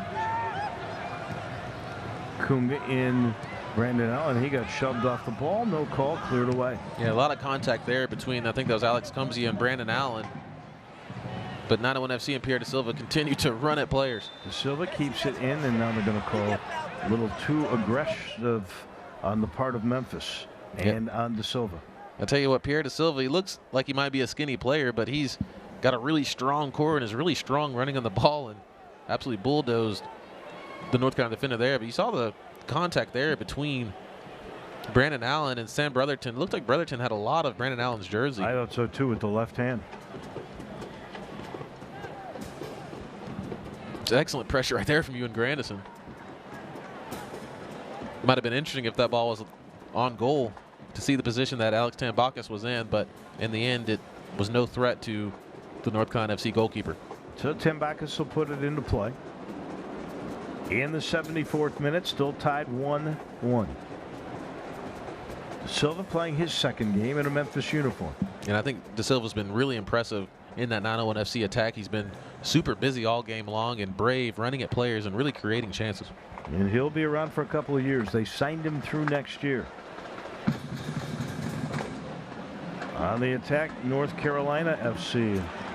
Just in the game, Renix, and that was danger for a while. Yeah, Renix with a pretty nice run, trying to slice through that 901 FC defense, but too many numbers in the end for 901 FC. Najim catches up with this one.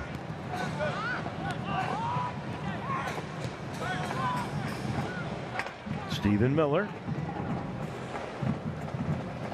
You can see how this game has opened up so far. About 15 minutes left. A lot of space for both teams to really drive into. And a nice tackle that time, done by Da Silva. Da Silva's gotten a little bit more active here in the last 10 minutes for Tim Mulqueen. Absolutely, and it's really good to see Da Silva too. Still looks to be fresh and is sprinting all over the place with only 15 minutes left in the game. You know, he's a new signing, but his fitness level really looks to not be an issue. DJ Taylor puts it into play, and there's a double team on North Carolina and on Iwalo. Yeah, really nice defending again from Da Silva and Doyle. They had the double team on Iwalo and forced him into a turnover and a 901 FC goal kick. So Jeff Caldwell, with 15 minutes of regulation left, still tied at 1-1, will send it downfield for Memphis.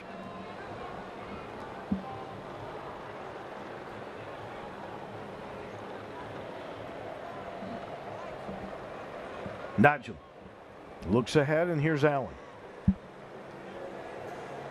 What you want to see from 901 FC here, Dave, is more numbers in the box. They look to go back into Allen, and that ball is knocked away. You know, it's good from 901 FC to be able to work that ball forward, but in the end, you need more than 2 guys, 3 guys in the 18-yard boxes. North Carolina FC had a full block of almost 8 people inside the 18-yard box, so it's really going to be hard to score 8 versus 3. The Canadian Alex Comcia looks as if he was shaken up a little bit. Both teams with 2 substitutions so far. Renix and Miller have come in for North Carolina, and we've seen Kunga come in for Memphis.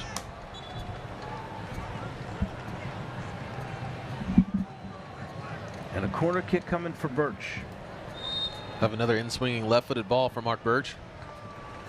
And cleared away. Good clearance from Justin Renix. Metzger will run it down, and Grandison will control.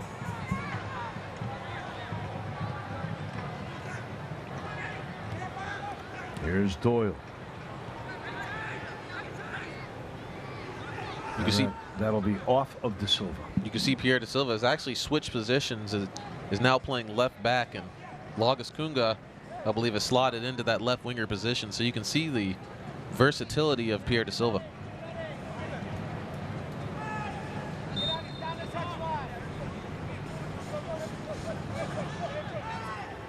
Dave Sarakan got everybody aligned right, and Birch heads it forward.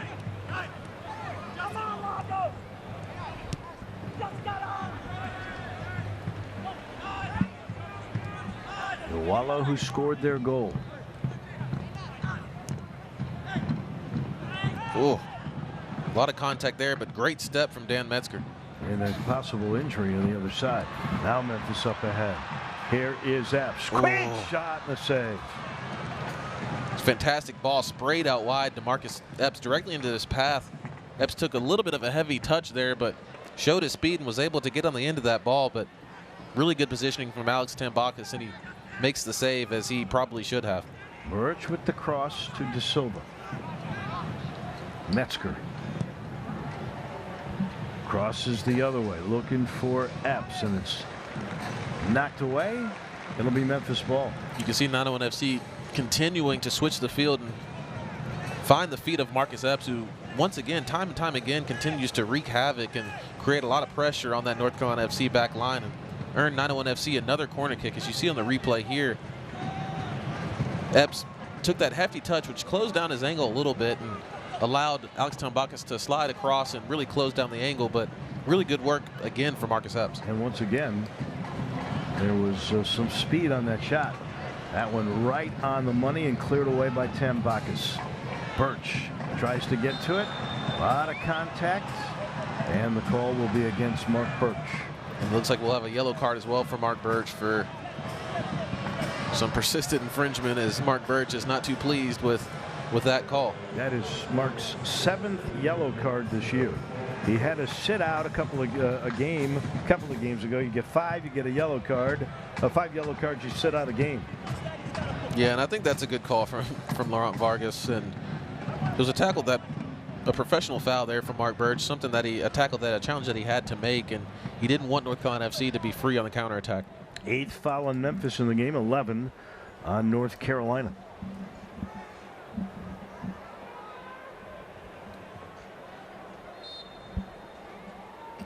Into the 80th minute we go. Still tied 1-1. That was the score at intermission.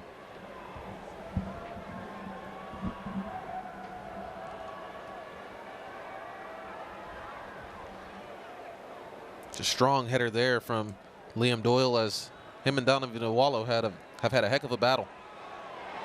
And that one's headed toward the box, and Birch tries to clear, cannot finally. You saw North Carolina FC appealing for a handball on Liam Doyle, but Laurent Vargas elects to not make the call. Allen got that ball to Metzger. Not a Sharpie. Back to Metzger. Good defense that time, forces the ball back to Caldwell, and some pressure that came from Iwalo. I agree, Dave. That was great pressure from Ben Spees of North Carolina FC, and it looks like North Carolina FC really trying to pick up the pressure in the last 10 minutes of the game and really push for 3 points. And we've got another yellow card. And Tim Mulqueen cannot believe it. Yeah, it looked like that yellow card was given to Pierre De Silva. It looked like there was some incidental contact between De Silva and it might have been Stephen Miller on the near-hand side of the field. You know, it definitely looked to be accidental. As you can see on the replay here, there was definitely a foul. You know, a lot of contact there between Pierre De Silva and Laurent Vargas is trying to get control of this game, and he's dishing out yellow cards for fun right now. So 3 yellow cards on Memphis in the game. Still tied at 21 in the 82nd minute. And here is a free kick for North Carolina. This is Rutherton. Yeah, somewhat of a dangerous position here for North Carolina FC. This will be an in-swinging ball from Ben Spees. He'll be looking for his large center backs and Brotherton and Alex Cumsey at that back post. The one positive is Caldwell's got a good view.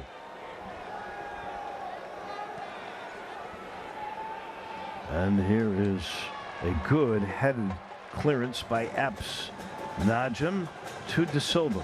The 2 Memphis newcomers work together, and De Silva has it taken away, and the call goes Memphis's way.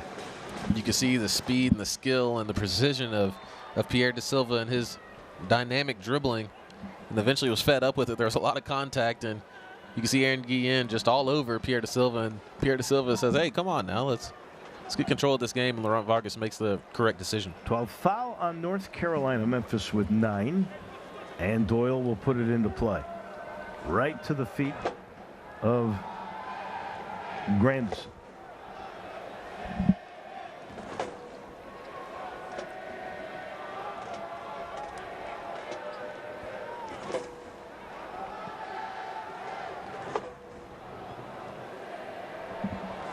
This one headed forward. Kunga tried to get there. Tambakis was just too quick.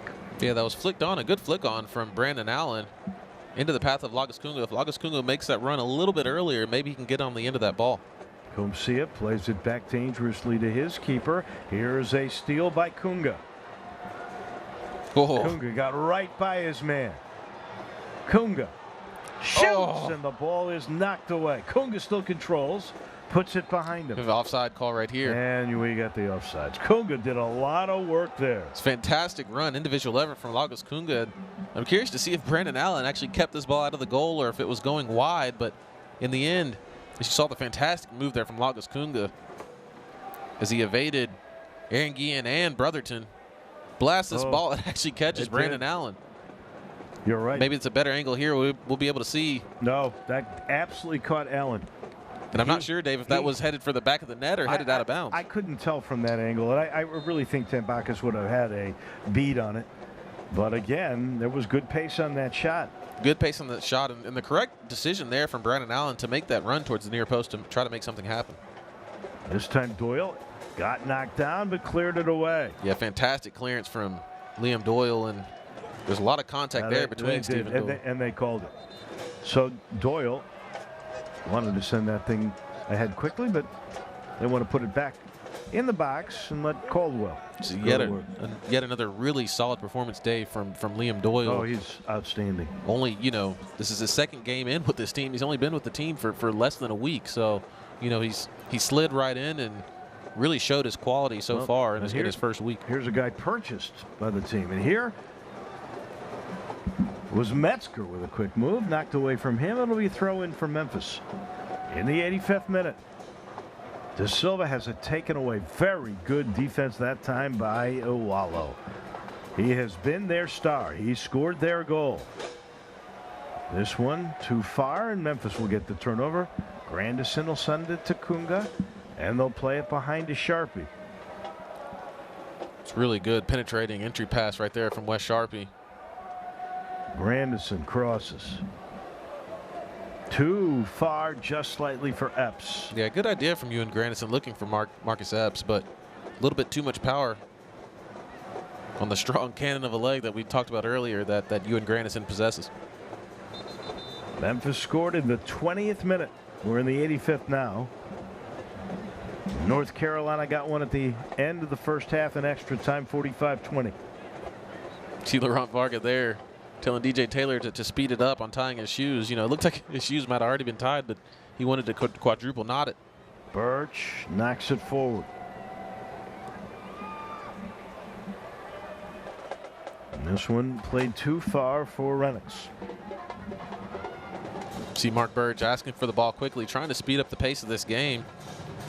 There's probably around 5 minutes left and maybe another 5 minutes of stoppage time, so plenty of time left to get the go-ahead goal and win this game. If this were a draw for a point, you're up against the fifth-place team, and they've scored 36 goals this year.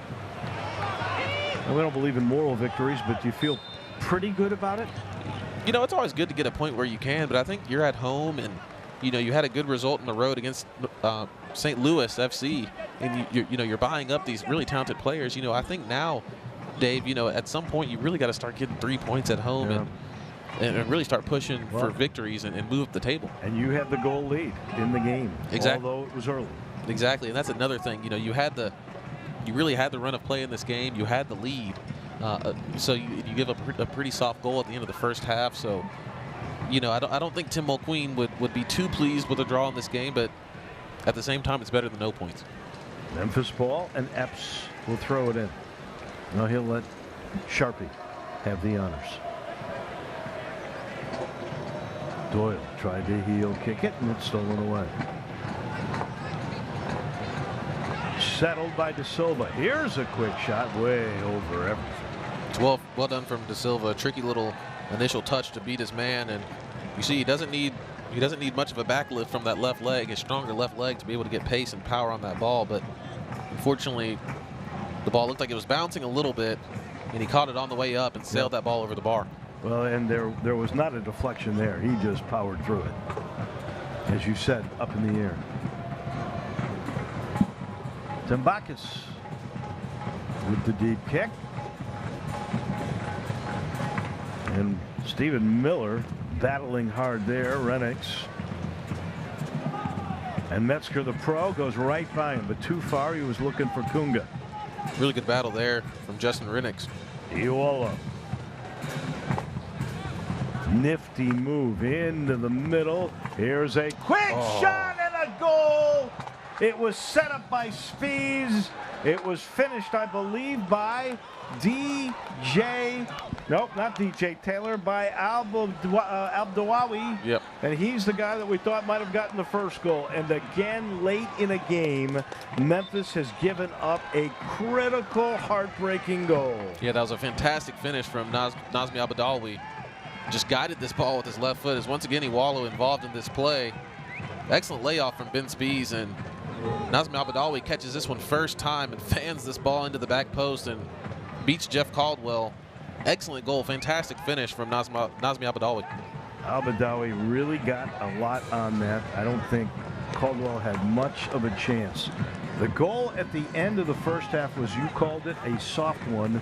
That one was a pretty impressive one. Yeah, that was a fantastic team goal from North Carolina FC as Ben Spies checks on and Austin DeLuz steps into this game. But started with Iwalo down the right-hand side of the field for North Carolina FC, once again putting a lot of pressure on the back line for 901 FC, and ended up being a fantastic finish from Nazmi Abdawawi. Here's Sharpie.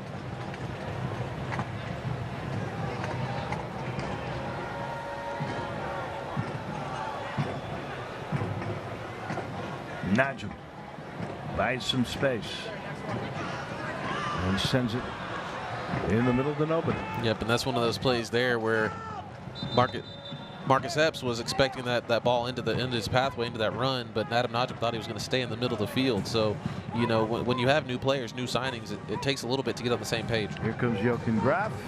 He comes in for Pierre De Silva.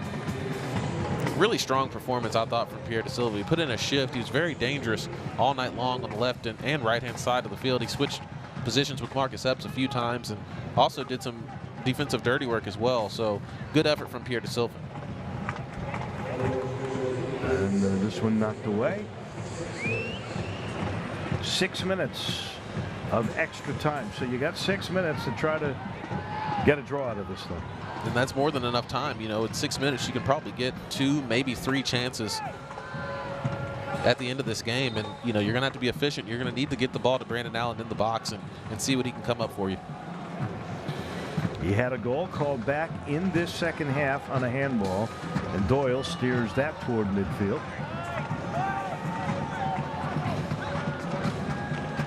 You see Dan Metzger has not given up in this game. He's non-stop running, 90 minutes long, trying to get something out of this match. Wallow got it to Renix, and here says Caldwell, let me have this. It's excellent awareness from Jeff Caldwell to be able to read that danger and read that ball coming towards him. Tried to go to Najim up front, couldn't get it there. It should be Memphis ball. Kunga's going to have to put it into play quickly. Still got about 5 minutes.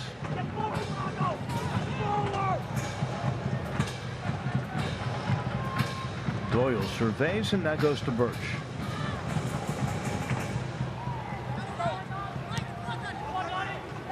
Here's Kunga.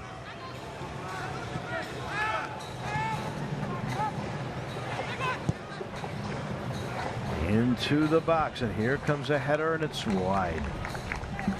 It's not a bad effort there from Brandon Allen off of that diagonal ball from Mark Birch. You know, looking for kind of a route one option there, just trying to find something, but would have been a really difficult header for Brandon Allen to be able to get that ball on target and with pace. Allen has played every minute of this one on a hot, muggy night in Memphis.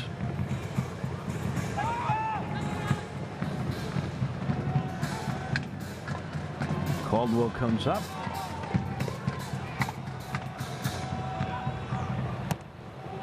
Nice play by Kunga to keep it in. Yeah, well done from Lagos Kunga to keep in that difficult driven ball from Jeff Caldwell. Doyle knocked it out of bounds. It'll be North Carolina FC. They were down 1-0 in this game. They were really fortunate to tie it at the half 1-1. Memphis appeared for a second to go ahead 2-1, but Allen clearly had a handball. And then a great play, a great goal by North Carolina FC. Here's Jochen Graf with a shot from that left side. Wouldn't go. Al-Badawi, who we thought might have had the first goal that they gave to Iwalo, he came up with a dandy late in this game to make it 2-1. What is it, JJ? Young team, still learning, but how many times have we seen goals late in halves or in games that have just broken the heart of 901 FC? Absolutely. And, Dave, I'm not sure if it's youth or, new players on the field together, but, at some point in the season, you're going to have to learn the moments, the important, precious moments in the game when you really cannot concede. You might not be able to score, but you really should not concede. And then on the other side, the flip side, when you have a veteran-laden team led by a veteran head coach and Dave Sarakin that's seen all situations, they'll know not to panic when they're a goal down or 1-1, draw away from home. They'll know the moments to attack and the moments to defend. Liam Doyle will slide it to Birch. Just a couple minutes left in the extra time. Here is Kunga. Epps looks like he slowed down a touch from his high operation in the first half. This is what you want. You want Lagos Kunga with time and space. Plays it behind him. Try to get in the box, head it away. 901 FC needs a little bit more movement, Dave, in the attacking third. You've got a lot of bodies in the attacking third, but not a lot of movement. Into the box by Birch. Doyle tried to get to it, and I think this will go against Memphis. Yeah, it looked like there was a high boot there from Jochen Graf as he caught Aaron Guillen in his own defensive third. Graf coming in late in this game. He's really good for bursts. When he was playing a whole bunch, it would seem he would slow down late in halves. Yeah, at times he would. In fairness to him, he was a new signing, still trying to get his sea legs under him. I believe his last club was New York Comsmo, so it was tough, for him to adjust to the Southern heat down here in Memphis, Tennessee. But he's done a good job with the minutes he's gotten, with the minutes he's earned. So, we'll see if he can come up with some magic with about a minute or two left in this game. Down to your final minute, and North Carolina FC not in any hurry to put it in play. Saw Tim Mulqueen absolutely whip it to Justin Rennicks, and he just said, no, I'm going to give it to DJ Taylor. Yeah, and Tim Mulqueen, if this result holds, he will not be too pleased with how this game is finished. Nope. Late goals, first half and extra time, late in regulation here. Those are the times you've got to be tough, and those are the times when it was North Carolina FC that came up with the big goals. I'll give Memphis credit. They are still firing on all cylinders, trying to get to it. Graf going after the ball.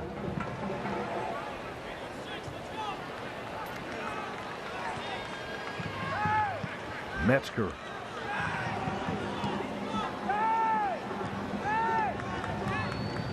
That is headed right back to Caldwell, and that should be it.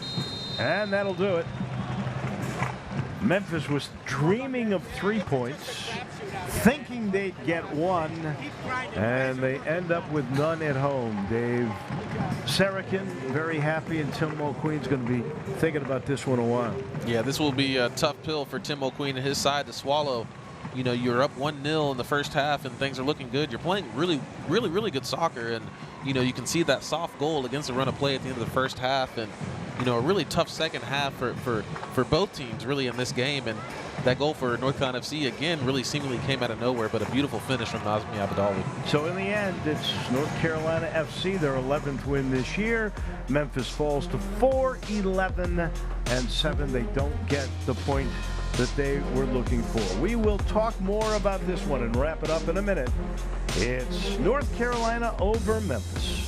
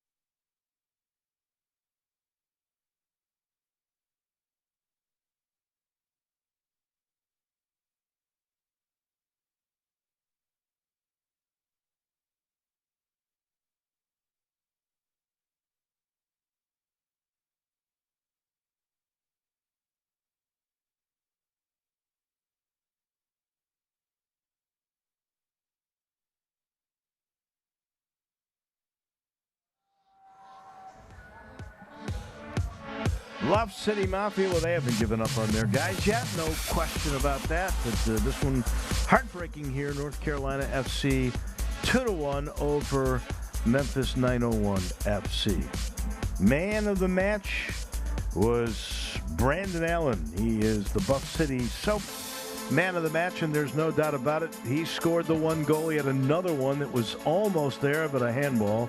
And he really did a good job of just lofting that with great touch. Yeah, that was really a fantastic finish from Brandon Allen as he found the ball first before the 901 FC players and North Carolina FC players was able to do a nice pirouette and chip that ball up over the foot of Alex Tambakis. So that is your Buff City Soap man of the match, and deservedly so. I know he would want a victory out of this one too, or at least a point. Yep. But Brandon Allen with a really strong performance tonight. Well, 5 new faces. He's one of them in the last few weeks. 3 that have just come their second game. And I really thought Memphis had their moments, and the numbers will bear this out. Look at that, 14-10 shots on goal. Possession time's a little misleading. Corner kicks in their favor. There's a lot of positives here, but the same old bugaboo, J.J. Greer. That is end of halves, end of games. Yeah, and really it's just a concentration thing. It's not a matter of effort or talent level of 901 FC. It's really just between the years, really focusing, first 15 minutes, last 15 minutes of the half, and before and after goals. You really cannot concede. The numbers in this game, it was a relatively even game so far. 901 FC outshot North Carolina FC, but in the end, it's all about that stat up top, 2-1 goals for North Carolina FC. Yep, and you know they're going to think about it. This is the one Tim Mulqueen's going to. We had led 1-0. Allen had a handball that could have been the one that gave you the lead. It just was not to be, and they'll have to regroup, and they're going to have to do it on the road. That's where the next 4 games will be.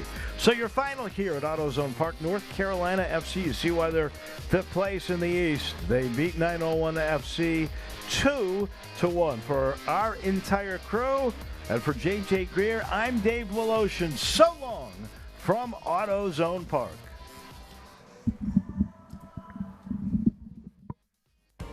This copyrighted telecast of the United Soccer League Championship cannot be retransmitted, rebroadcast, or reproduced without the expressed written consent of the United Soccer League Championship.